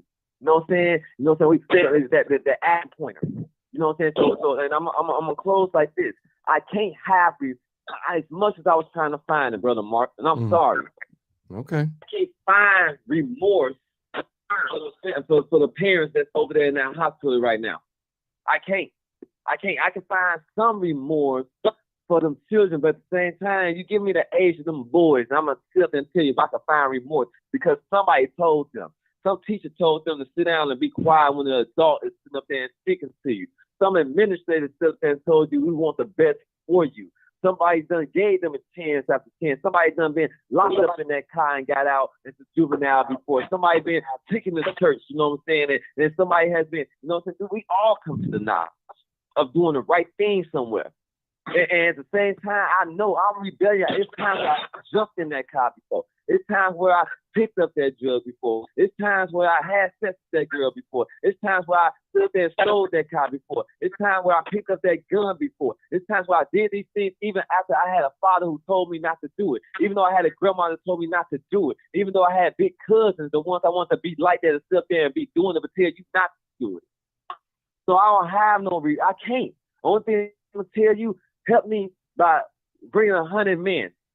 Bring 100 men. They can sit up there and listen to what God is saying right now and go out there and really do what God is doing. Because, yeah, Farrakhan did it, but they did it at the time when it was a generation before we facing what we facing now. And they was catching only Muslims and turning them into Muslims. But at the same time, I'm going to sit up there and ask you a question because I know I've been around every part of Chicago. I never seen Farrakhan on the Nation of Islam on the corners of Inglewood. I never seen Farrakhan and Nation of Islam on the corner of the back of the yard. I never seen the Nation of Islam on the corner of Burnside. I never seen them on the corner of Garfield Park. I never seen them on the corner of the drug houses inside of Roseland. I never seen them inside the drug houses inside of Pullman. I never seen them in the abandoned house out of all the money that they had and buying it in West Town. I never seen them buying abandoned houses in Little Village. I've seen a lot of money going to organizations inside of Caryville. I've seen a lot of money going to organizations inside of the South Side, at Kenwood, High Park, Woodlawn, South Shore, Grand Crossing, Maryland Chat. I've seen a lot of money, millions and billions of dollars of federal. I see a lot of rich people that come and celebrities who should be able to look back and care enough. I see them coming from the Loop. I see Chicago is the greatest. They done came from West Town. They done came from South Austin. They done came from North Austin. They coming from Humboldt Park. I see a lot of legends. I see greatness in this city, but I see this city is a liar to itself. I see this world's a liar to itself. God is my witness. We see what we doing, and we all gonna face judgment. If you was just talking and wasn't doing nothing, backing up what you was talking, you gotta face God. If you sit up there and you say that you don't care, even though you seen what you was seeing out there, you gotta face the judgment of God. You got to. It's kids' blood, the blood of our children are crying in the streets of God. Who you think is gonna be held responsible for that? The ones who had the opportunity to go out there and do something about it. And guess what? As Brother Johnson was saying, preachers, because you held the first condemnation. You held at the greatest condemnation. You on the front line, preachers, politicians. Oh, you got a head that you got to sit up there and you got to face because you did God people wrong. Police officers, all these that carry. See, it's not the title, but it's the person, individual that's inside of the title that have to face that judge. Even kids around here face the judgment today. Them boys face the last say today. They face their final judgment. God done told them, oh, it done gave 10. Don't say that God didn't give them no 10. Because he did. And now it came to the point, it was the last chance for them 4 boys. And God done gave 3 of them more 10. And by the grace of God, they come out of what they just faced. But what is they going to learn behind this? You know what I'm saying? So we can't, I'm tired. That's what I'm talking about, going out in the community. I'm not talking about going out in the community, getting these young boys and saying, the white man did this to you, and now you got to wait. I'm talking about going out there like, bro, you bogus. Oh, we finna handle you. We finna handle this. This is our community before it was yours. We paved the way. If we messed it up, we coming back and we gonna fix it.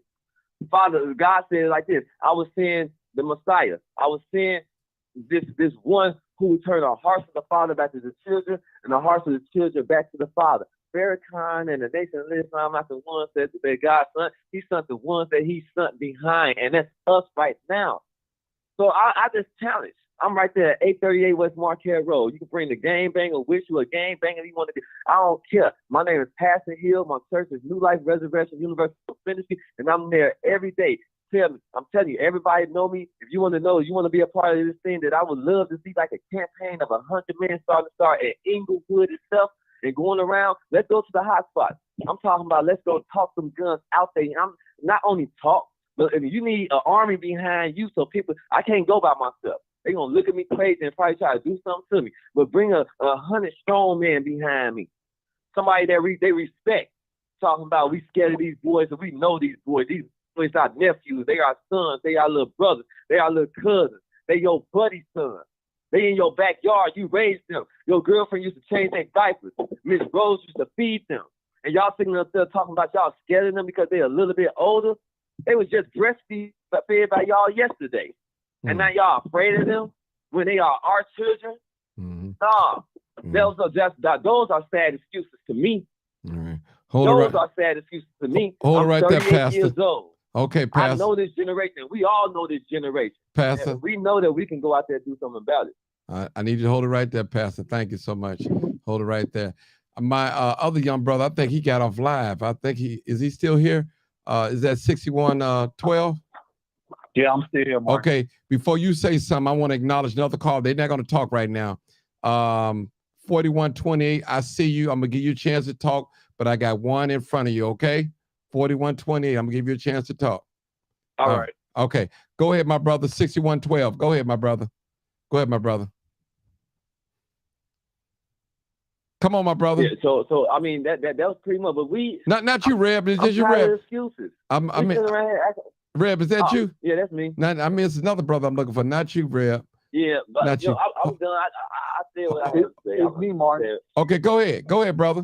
Go ahead. 41-28. Okay, go ahead. Come on. All I want to say is this. Oh, I'm sorry. All I want to say is this. So for our young people, they are crying out for help. So once again, I'm 25. I've been working with the youth since I was a youth. I was 13. I was coaching football with my little brother, which was 5 and 6 at that time at LaFolly Park on the west side.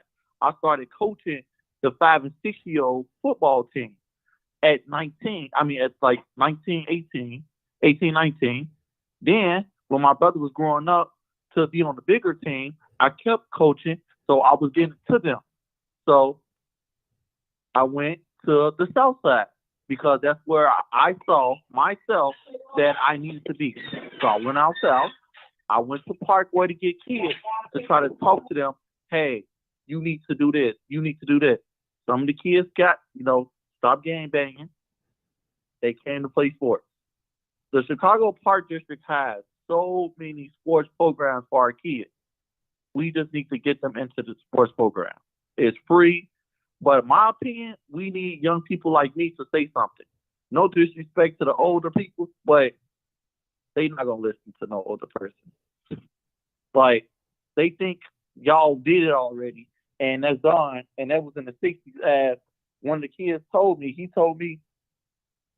said, you don't even know about this life. Why you up here trying to help us? I'm like, man, you don't want to be with this life.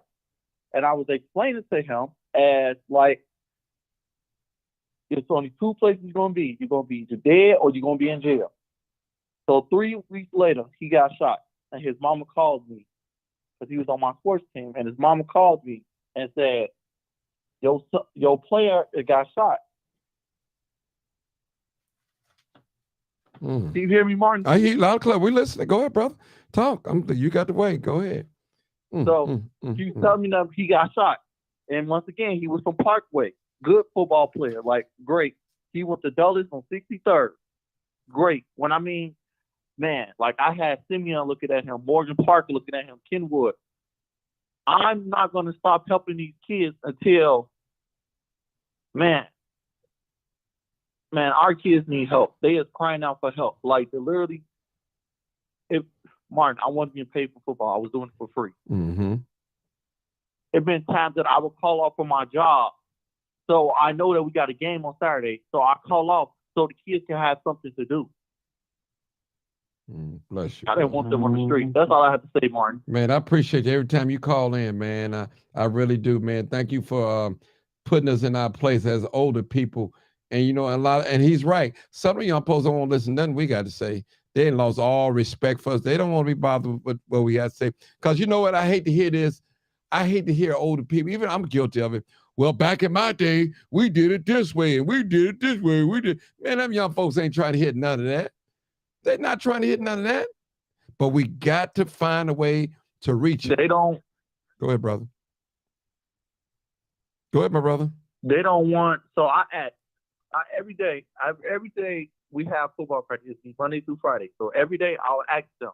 I'll be like, my 3 questions is, my first question, how was y'all day at school? So no, ask these kids how was they day at school.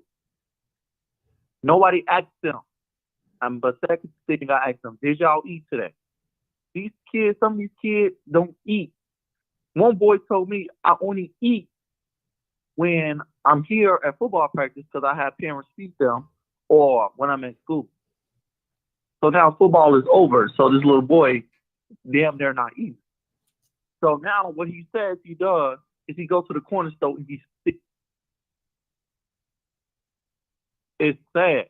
And the third question I asked them is there anything I can do to help them?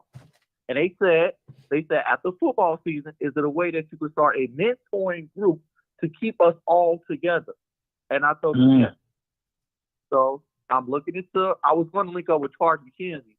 I saw him. I do work in Inglewood, so I did see him, and I was going to link up with him about Instagram group because I love what he do out there. Okay, Now, brother. let me just say something. Go ahead, if brother I can, Wilson. Martin. Go ahead, brother Wilson. I'm Now, gonna end it with you. Go ahead. where's the 100 brothers at? Where the 100 brothers at now to back this brother up? Huh? Let's go open up us a park district. Put our money together, put our resources together. This brother is willing to help the next generation. He's at the age where he's supposed to be out drilling with them. He ain't all They that call old. me like they call me. But we ain't coming together, us older cats. We're supposed to come together like the brother was saying, get 100 of us. Okay, now get 100 of us and all of us put our resources together. Open up, because I'm from La Fallas Park. I'm from that park. That's why I was born and raised there. I'm off Laramie Division, so I know it's going down over there because I was out there with them boys. I know how it feels to be misguided from right over there at his age. Yes, sir. I used to wrestle and box up there and at Garfield Park, but they took the boxing and the wood shop and all that stuff out of La Fallas Park. But that used to keep me out the streets. Yeah. But this is when we need to come together. Even if we don't open up our own park district and it's a black-owned park district for our youth, okay, we got to let the white man have it. Okay, let's let that brother know he got some backing to make sure certain programs stay open that's going to get majority of our young youth in there. These girls need to learn how to get something to do too, because it ain't just the guys. We can't just keep saying it's just the boys. So the women Also, can I just say? So also, it's hard to like keep these boys away from the girls. So with my football program, once football over, they be quick to, oh, I gotta go. My girlfriend want me. So sometimes I'll run over. So say it's over at 6. I'll run over to like 7:30, and then I'll take them in the locker room and be like, all right, now y'all have to clean y'all helmets off to try to like stall time. So I don't want them to go out there and do dumb stuff. So if I keep them with me long enough, they not gonna go home and go back outside and do some dumb stuff. Like it was this dude in Argyle Gardens. I was paying for his Ubers all the way to the low end every day, Monday through Friday, there and back. Once again, I don't get paid for this. Junior Bear do not pay me for this. But guess what? I'm not like I told the parents. They be like, you doing all this and you ain't getting paid for it? I'm not looking for no money. These kids right now today, if anything happened to me, these kids gonna remember, oh, he did this for me. Oh, he did this for me. Oh, he did that. But what they gonna say about you? So it's not all about the money. It's about getting these kids together. For example, I had 3 little boys in a so-called gang. They was 8, 9, and 10. They was from Parkway. 2 of them was from Parkway, and the other one, I don't know where he was from, but he said he was GD. So him and the Parkway boys, they kept getting into it every day after practice, and they were saying what they gonna do to each other. I squashed that dead in the up. I said, first of all, y'all brothers, and neither one of y'all don't even know how to gang bang. And ever since then, they've been talking to each other, playing Fortnite on the game with each other. Martin, we got to get these kids. They crying out for help. I just wish I just had help. Like, if I just had somebody to like help. Yeah. Brother, we got to link up. Let me just say something, Wilson, before you say something. Yeah. I got a new caller. Hey, new caller, 3248. Where you calling from? 3248. Hey, Martin, what is going on? Happy New Year. This is Roosevelt. What's up, Roosevelt? How you doing, brother? How you doing? Come on with it, Roosevelt. I am doing great. Good. Okay, what you got to say about this, man? Come on, let's hear it. Well, I've been reaching out to you, right. About the show that you did yesterday, but me and you, I guess we'll talk a little bit about that. Okay. Because, as much as I am a critic on the Chicago Police Department, right. I can understand it's a double-edged sword as well. Right. Because it's like, good show tonight, and good that, one of the other guys here something is trying to do something, for these kids and everything out here, who do need some help and everything. Because it seems like this whole generation, and maybe I shouldn't say it, but it's the only thing that comes to my mind, because maybe it's, because I just made 49. So, I mean, when you always talk about us older people, as young as I might look, as young as I might dress, that you've seen me, now I put myself in the number. That, I'm guilty, I guess, of doing it too. But it seems like the younger generation, sometimes to me, it seems like, I'm not going to say it is, but it seems like they're just so lost to the point that you can't tell them anything. I mean, it's like, because I ride these buses and trains all of the time. And sometimes they get on the train and everything, smoking weed and all this other kind of stuff. And you can't, it seems like you can't say anything, because if you do, you're in fear for your life that you might get beat up or maybe even shot or killed or something by trying to say something to these younger people. So that's how come whenever that happens, you only got two choices. You can just get off the train, or, move to another car. That's the second choice. Or, just sit there and just be miserable, because it's like they could do something, and it's almost like they have much more control over situations even than what we have. And back in our day, you're right, it wasn't like it is. I feel back in our day, because I'm a little bit younger than you, it was better. Because I can understand some people, everybody, even back in our day, might not even have been godly, might not even gone to church or anything like that. But at least they were decent. But now it just doesn't seem like anything or nothing is decent. So yeah, it was better back then. I wish we could go back there. But let me say something. I really do. Let me say something, Brother Roosevelt. Let me just say something. Also, let me just say this. I want to say this. Yes, sir. Roosevelt, if we sit down and do nothing, what you think the end result is going to be? We have to find a way to reach our young people that look like us. If we just, silence gives consent. If we just start, Roosevelt, in our own homes, if we start with our nieces, our nephews, our sons and our daughters and our cousins, we can start there.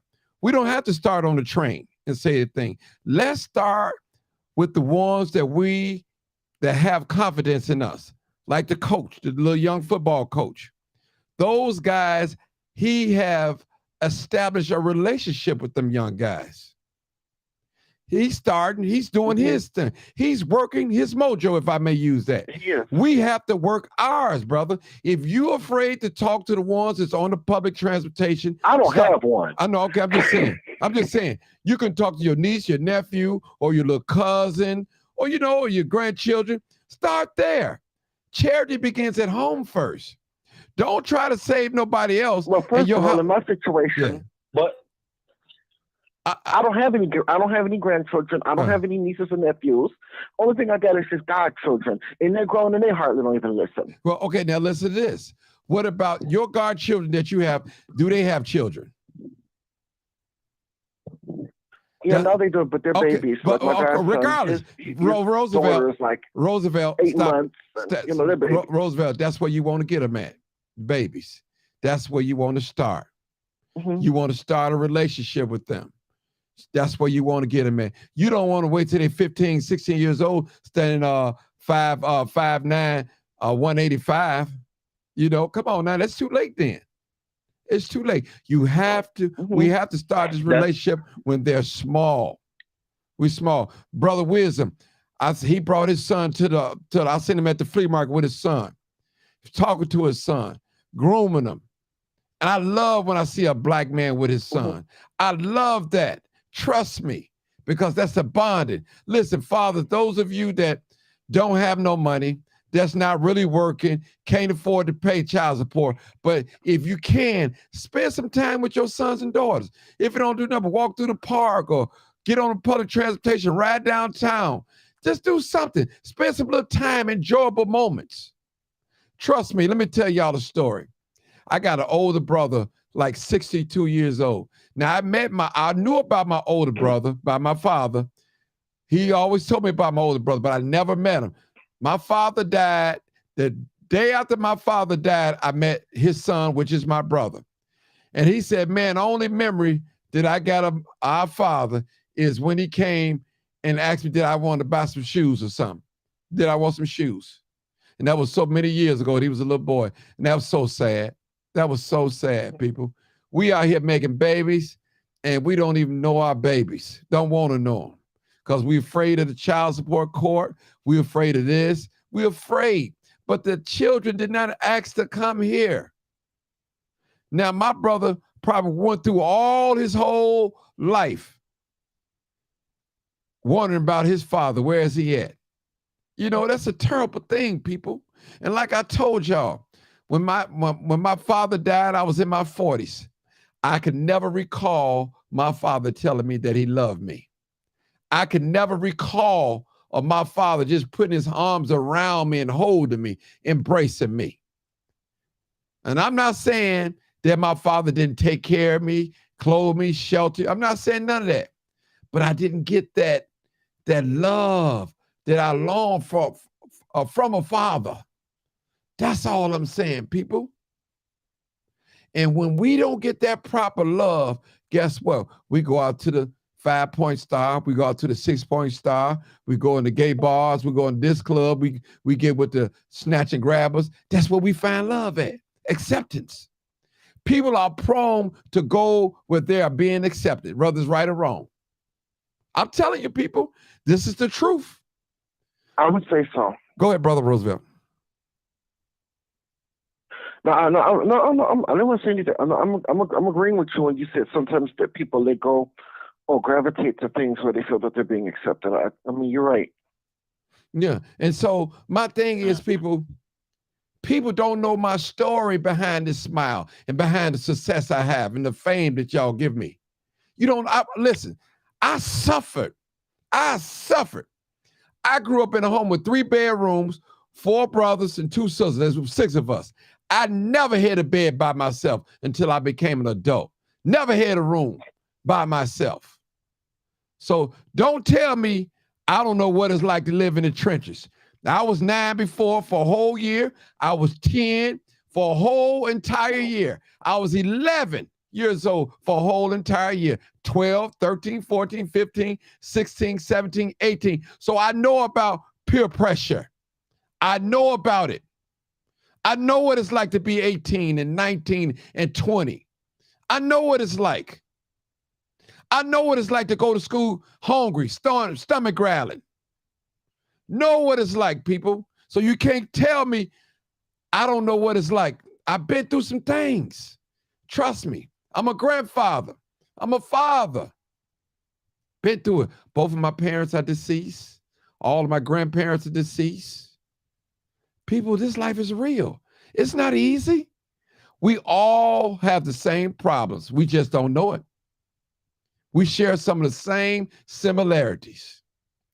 That don't mean because I had life hard, I go put a pistol up to my head or go out there and do something crazy to hurt somebody. Trust me. I've helped a lot of people and they've crossed me out. But guess what? I'd rather for them to cross me out than been said that I crossed them out. See, my name wears gold. The scripture said, a good name is better than great riches. I want to be able to say, if Brother Wisdom called me, or Brother Reb the barber, or Brother Roosevelt, or Brother Photographer Marcus called me and say, hey, Martin, I need you to do a thing for me. I need you to help me. That I want them to know and believe in their heart that Martin going to come through for me because he's a man of his word. He's a man of integrity. And I'm not saying that I never did anything wrong in life. Yes, I have. If I keep living, I might do something wrong again. But I'm going to tell you, people, I didn't stay down there. I shook myself and, hey, life got to be more than this. When I was standing on the corner game banging, and when the cars used to ride up, and I was saying in my mind, I said, God, please, please, God, don't let me down this corner. Don't let nobody kill me. Please. I know you don't just want me standing on this corner. And I told this story one time. I'm going to tell it again. Why it's on my mind. My eyes getting a little watery. I called myself flirting with this beautiful young lady right over there on 79th and Cottage Grove. Gorgeous. And the lady, she complimented me. She said, "Oh, you're a nice looking guy." But she said, "What are you doing out here?" She said, "When I come in the morning, you out here. When I come home from work or school, you still out here. What are you doing?" I was so embarrassed. I just held my head down, so embarrassed. Because I know what I was doing, it wasn't constructive. I was wasting time. Time. Thank God he got me off that corner. Trust me, people. Living on a corner, and what I mean, gangbangers standing on the set, is either killed or be killed. Trust me. And I wasn't going to let nobody do me if I can help it. I'm just telling you, I wasn't going to let them do me. And I tell anybody, I ain't the toughest guy in the world, but I'm going to defend myself at all costs with everything in me. I don't care who it is, a girl or boy, law enforcement, whoever it is. Come at me wrong. Listen, I was willing to die for what I believe in and stand on. And I still have that same attitude right now today. And I'm not a gangbanger. I see the fellas, I shake their hand. Hey, man, they tell me keep the good work up. I tell them stay safe, bro. Some of them doing the same thing. That's not my life no more. Did I hurt from hustling? Yeah, I heard it. Did I need some money? But I sacrificed. I said, you know what? One thing I can say, I'm not dead. I'm not in a wheelchair. I may be hurting. I might not have the car I want. I might not have all the ladies, but guess what? I got a peace of mind. Nothing like a peace of mind, Brother Wisdom. You know it. We talk. Nothing like a peace of mind where you can lay down and know you ain't robbed and took nothing from nobody and you ain't nobody looking for you. You can go into any community and help somebody. You got some grown folks my age, they can't go nowhere. See, they free from jail, but they ain't free from the streets because they have done so much damage. They have brought so much hurt and pain to people, and people ain't gonna let them live it down.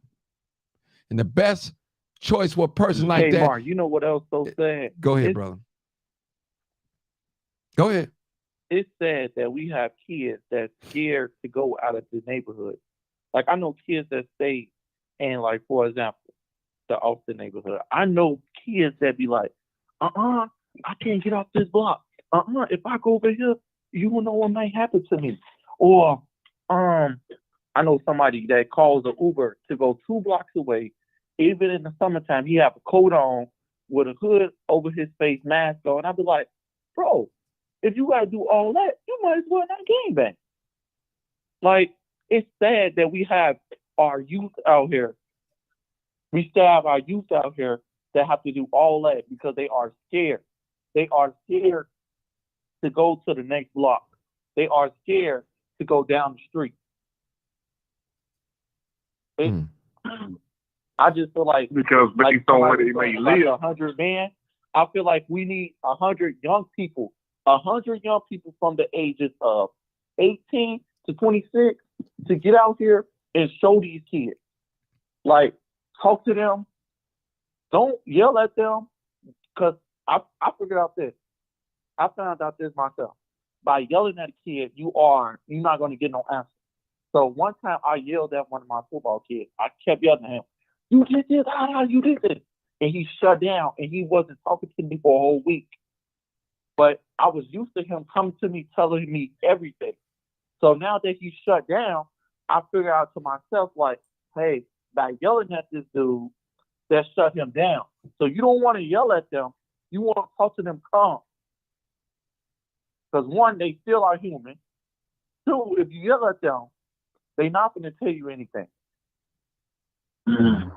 Okay, listen, I'm gonna close. 100. Okay, brother, hold on.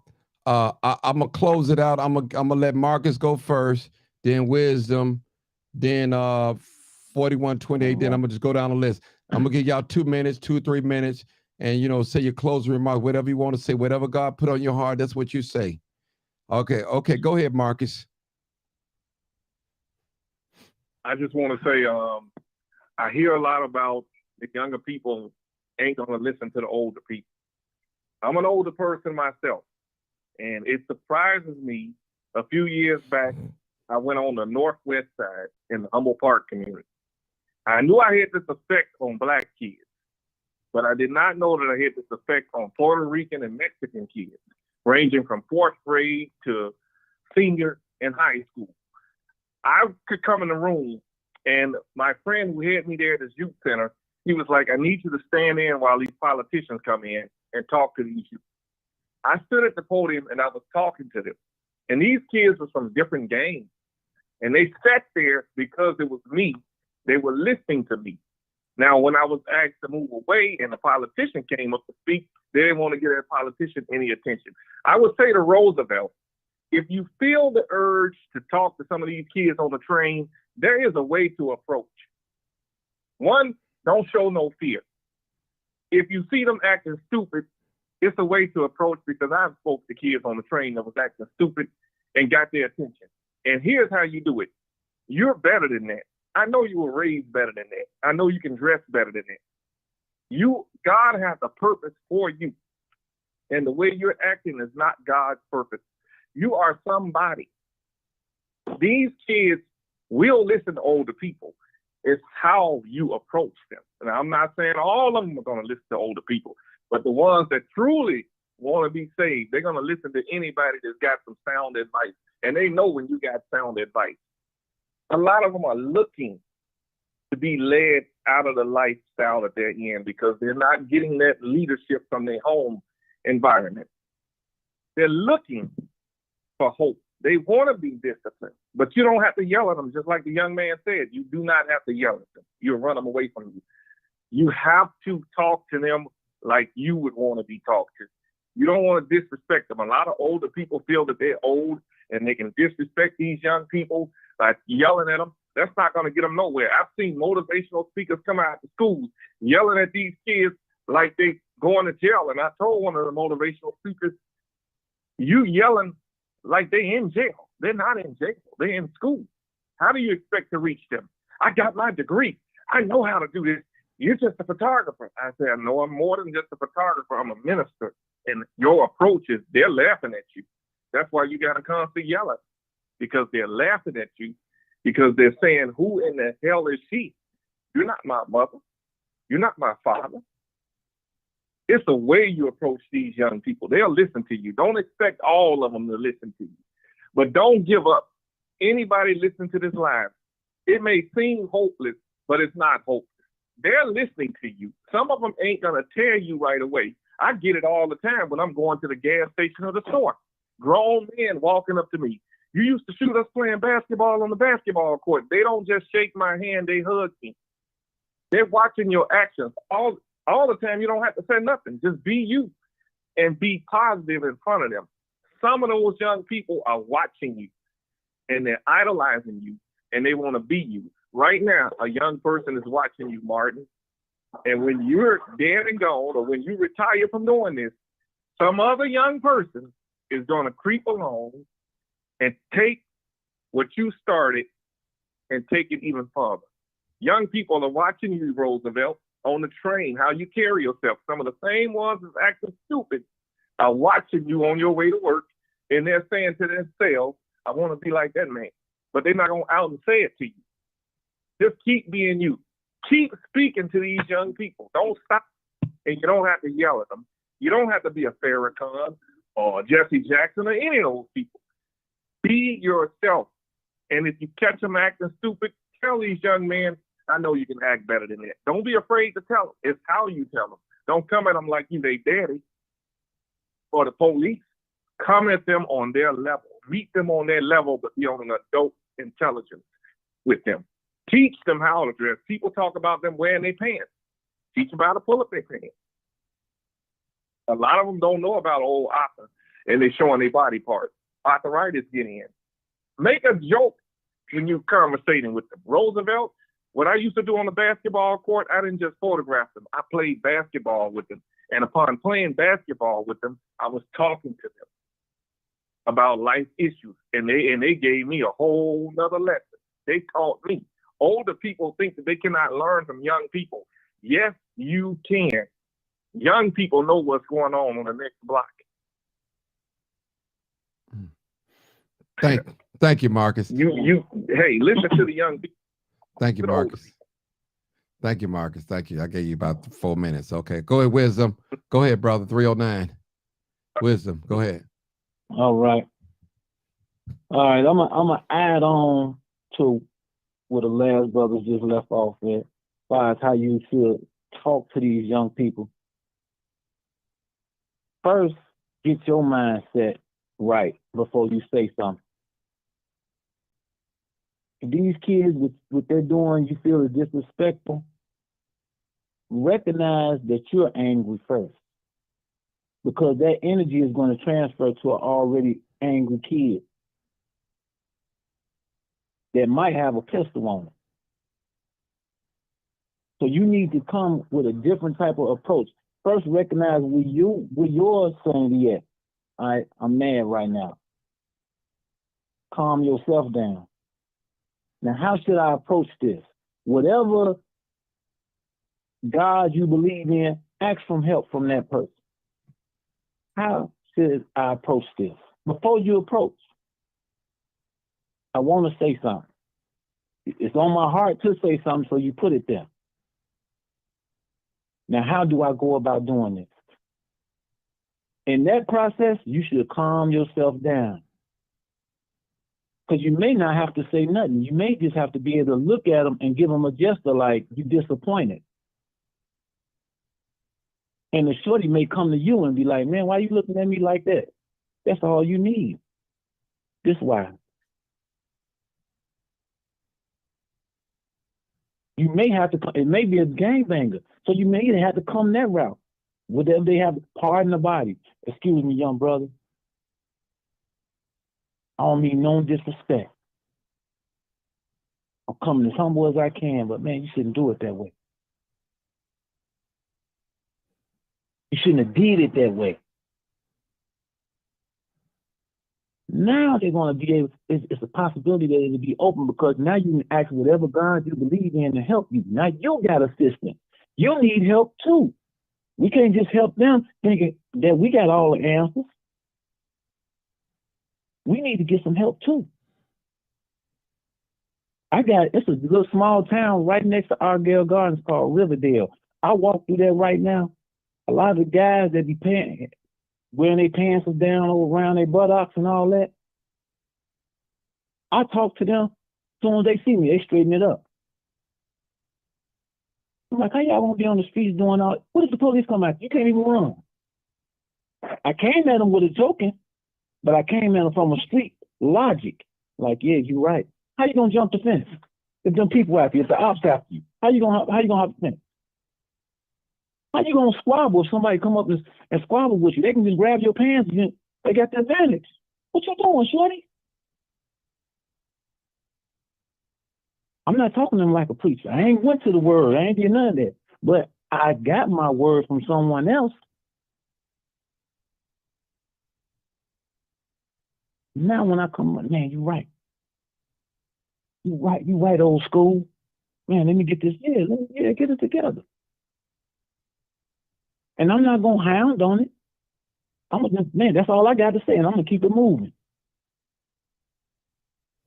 Now, the next time, you're more open to allowing me to get in there with you and talk to you about something else. Now I can start redirecting that anger to something else. After a while, that child gonna get vulnerable. Man, I'm hungry. Man, I'm messed up. What? When you out here every day, what you doing, man? You could have been working. They hiring here, they hiring there. I know you got to wait a couple of weeks before you get that check, man. Okay. But you need some money right now. I get it. I was there. I totally get that. Because I was out there. So I know that. So now, if we got something that we can give these kids, okay, right now we'll give you a couple dollars, but you got to come to work and do this. We got you off the streets for 8 hours. Painting or cleaning up abandoned building or something for us, cleaning up something. But now you're going to get paid today. Now you can put something in your belly, shorty. Mm-hmm. You ain't got to go rob dude over there that just got his check. I was that dude. I was the one that hung at the Curtis Exchange. I know I'm the one that snatched person. I know what you're about to do. So I came up, I was misguided too. But I had to eat. And I ain't trying to hear nothing, nobody saying while my stomach growling. I can't understand. My concentration ain't right. My mind ain't right. You want to throw the football? Cool. I'll sell it. I'm trying to sell that football because I need to get some money in my pocket. Throw it to me. That's how these kids going.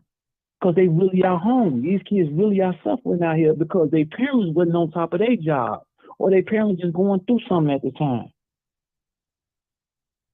You know, maybe having a little hardship. But if the parents can go somewhere where they can get help, learn some skills. Okay, you messed up. You didn't use high school. You messed up in college. You thought it was cool to hang out. You didn't graduate. Okay. You come on in here and learn a trade so now you can provide before you have another kid, and now we got another problem out here. So that's going to follow the last kid that you couldn't provide for. So I see what everybody's saying, but we got to make some type of effort ourselves to show people, even if we ain't got a lot of money. Just come together as a group and keep this going and just talk. And now people will start listening. Like, man, they had a good conversation on that Martin G episode, man. Y'all need to listen to this type of stuff. This ain't no Farrakhan, Muslim, Christianity. They going on everybody. We all at fault here. It was an old saying that a village is supposed to raise a child. It's coming back now. These guys talking like that now. But your mindset got to be right first. Our mindset as old timers got to be right. The 25-year-old brother, we need to back him up. That's what the Panthers was doing. That's how you had the breakfast thing set up. Shouldn't be no kids nowadays. The Panthers did that way back before I was born. There shouldn't be no reason we shouldn't have that still going. Ain't no way that 25-year-old young man should even hear a child saying, oh man, I ain't had nothing to eat on time. I can eat when I come to the park. He's supposed to be like, boy, you can go right over here we still got the breakfast program going over here. We get all kinds of grants. Somebody on here know how to write grants, know how to get that free money. We got pastors and deacons and stuff like that. Somebody know how to do the grant right. They know how to get to that easy money. Get it. All right, Brother Wisdom. Let's do something right with it. I gotta let you hold over right there. I got another caller.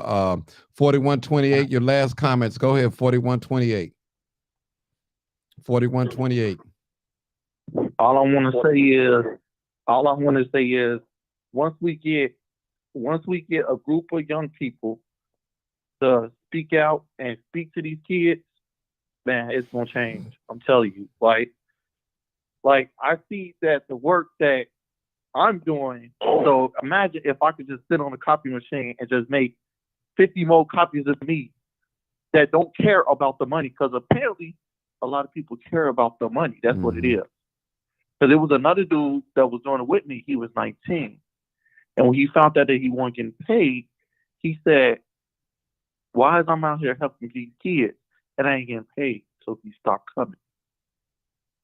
It's not all about the money. I know you need money in your pocket. I know you need money to survive, but it's not all about the money. These kids is our future. These kids gonna take care of me when I get 60, 70, 80 years old. That's it, Martin. Thank you, brother. All right. Is that 3248? You my last comment. Yeah, Martin, this is Roosevelt, in case you didn't know. Okay. Like I said, get with me on what I just, sent to you, because I had to catch the replay.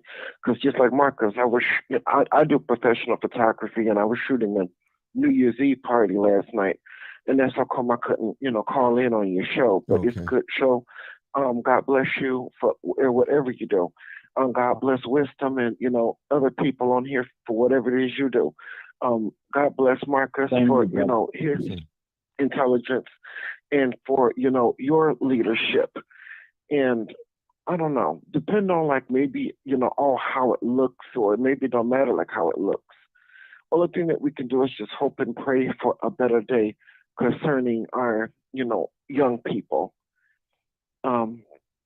Here in Chicago and that all over just Chicago, but just I guess all over the city, state, nation, and land. You know, especially this year, you know, we just need to keep our young people, I guess, in prayer or, you know, whatever it goes. And like what Martin says, it does start at home. So just because I don't have any children or grandchildren, anything like that, I know I can always start with my godchildren and just hope and pray for a better day.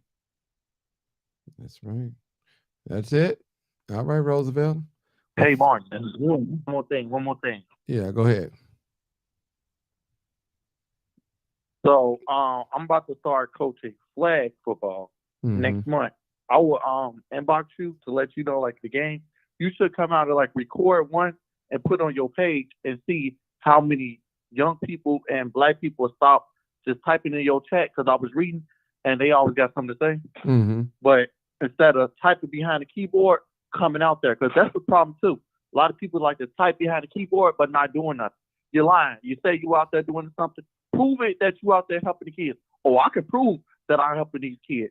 Oh, I got proof that I'm out here helping these kids. But that's it, Martin. Okay, I'll do that. Inbox me. I'll do that. And listen, the brother is right. Listen, right. Let me just say this, people. I'm just close the comments. Listen, let me just say this, and I'm gonna try to be as brief as possible. For those of you that are so critical of other people doing things, let me ask you a question. What are you doing to make your community better? What are you doing? Now, you may have individual success. You may be a school teacher, a nurse. You may be an officer. You may have great success as individually. But what are you doing for your people, your body, for the group of people that look like you?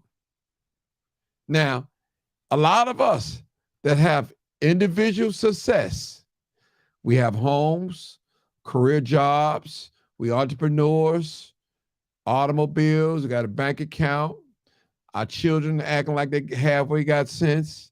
We good. But what about the rest of us that's been left behind, that wasn't so fortunate as you were? And trust me, you don't have what you have because you were so smart. Only reason why you have what you have is because of those people, ordinary people, marched in the civil rights movement and made things happen. And look at you, you're enjoying the fruits of their labor.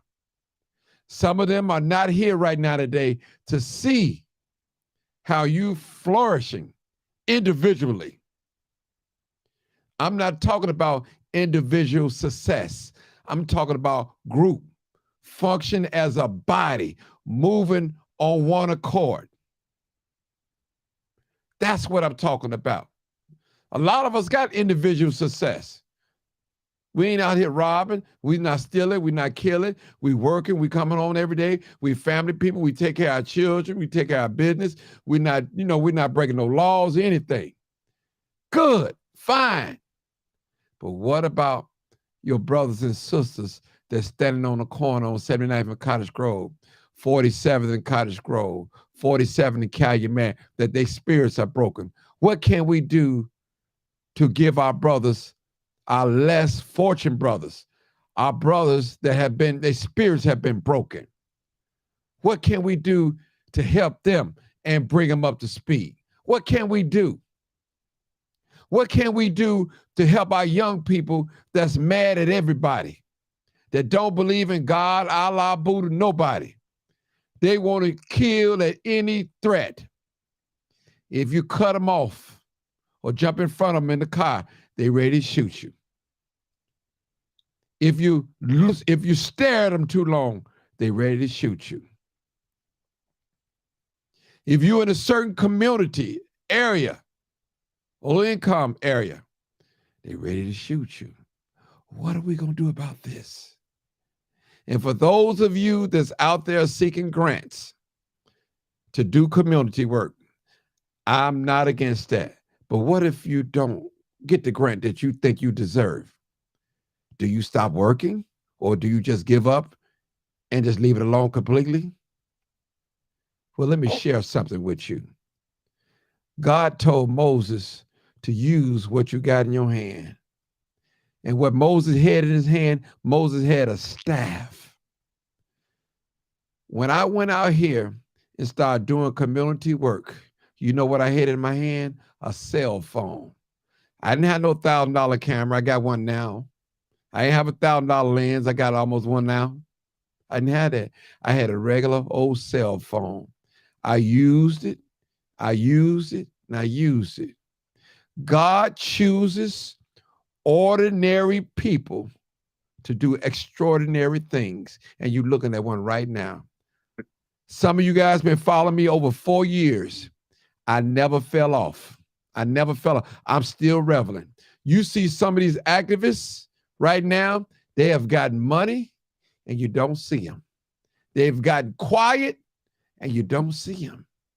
Some of these people out here, their goal is just to make money and sit at the table with white people and call shots, nothing else. They don't care about the people who they serve. They worse than some of these Arab-owned businesses and gas stations, foreign-owned Chinese places. They don't care nothing about no black people. All they want is your money. They don't care if you live or die. They don't care if you have a meal for next day. Don't care nothing about your children. They have no sympathy when they see your children getting gunned down. They have no sympathy. He shouldn't have been in a stolen car. He shouldn't have been trying to rob. That's what they get. But what they forgot was when they was coming up, what they was doing. Fortunately, you didn't get a felony. You didn't get caught up in the system. You didn't get shot and killed. But you forgot the hole that you crawled out of. I rest my case. This is live, uncut, unedited. Good night, everybody. I want to thank all my panel, all men today. God bless y'all. My brother Wisdom, Roosevelt, brother Reb the barber, Marcus the professional photographer. I thank all you guys and the young coach. Thank you guys for tuning in because you could have been doing something else. You could have been laid up with a woman or a friend or in the club or just reading a book. But you decided to stop and participate and engage. And that's what our young people need. They need an encounter with us older people to encourage them. Everybody on this page should be supporting that young man, 25 years old coach, helping them young folks. Money is not motivating him. He don't care. He want to help the masses, those that he can. He said, if I could just carbon copy 50 people just like me. Man, you heard him say it, people. I appreciate you guys. This is live, uncut. I got to get out of here. We've been over here 2 hours and 20-some minutes, 22 minutes. Thank you guys so much. To my YouTube family, thank you so much. Make sure you continue to share the video. And people, this type of information, please share it on your page. I shouldn't have to ask y'all to share this page. Share this. Share this.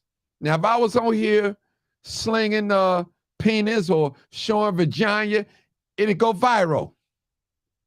Or showing some dead body, which we are sensitive now. But we giving you guys solutions and we're discussing about problems that's happening in our community. We're not blaming the white man tonight. We know he have his part. We're blaming each other and we saying to each other, hey, we got to do better. The scripture said iron sharpens iron. And that's what we have to do. We have to continue to sharpen each other, but we can't sit down on our hands and do nothing. The scripture said faith without works is dead. Come on now, if you're going to ask God for a job, that means you better be filling out a resume. That means that you finna network and go to some job fairs and look on Craigslist, look on the internet and everything. That's what that means. That don't mean, see, I don't believe in that old-fashioned prayer and don't do nothing. That's a cop-out. I'm so tired of black folks. Well, I'm just going to pray. Take it to the Lord. No, I'm going to take it to the Lord and I'm going to do something about it. And that's what I want us to do. I want us to be action. Don't tell me that you love Martin Johnson and you will never hit like on my page. You'll never share nothing I got to say. When you see me in public, you go the other way. You can't, that's not love, brother. I'm not out here asking y'all for no money to finance what I'm trying to do. I love what I'm doing. Matter of fact, I'm going to go a little further. They pay me for what I love to do for free, and that's talk to you. I'm selling you myself, a product. I'm selling you myself. People pay me to show up at the events, pay me to do something for them, pay me for me to be in a documentary. Because I'm real, people. There's nothing great about me, but I'm just a vessel. I'm willing. The scripture said, the harvest is plenty, but the labors are few. Pray for that the Lord of the harvest sends some laborers out there. And that's what I'm praying for. I got to go, y'all. I'm going. Good night. Live, uncut, unedited. Good night, everybody. Appreciate you. Good night. Live, uncut, Great show. unedited. Great show. Thank you, Mark. brother. Thank you. Appreciate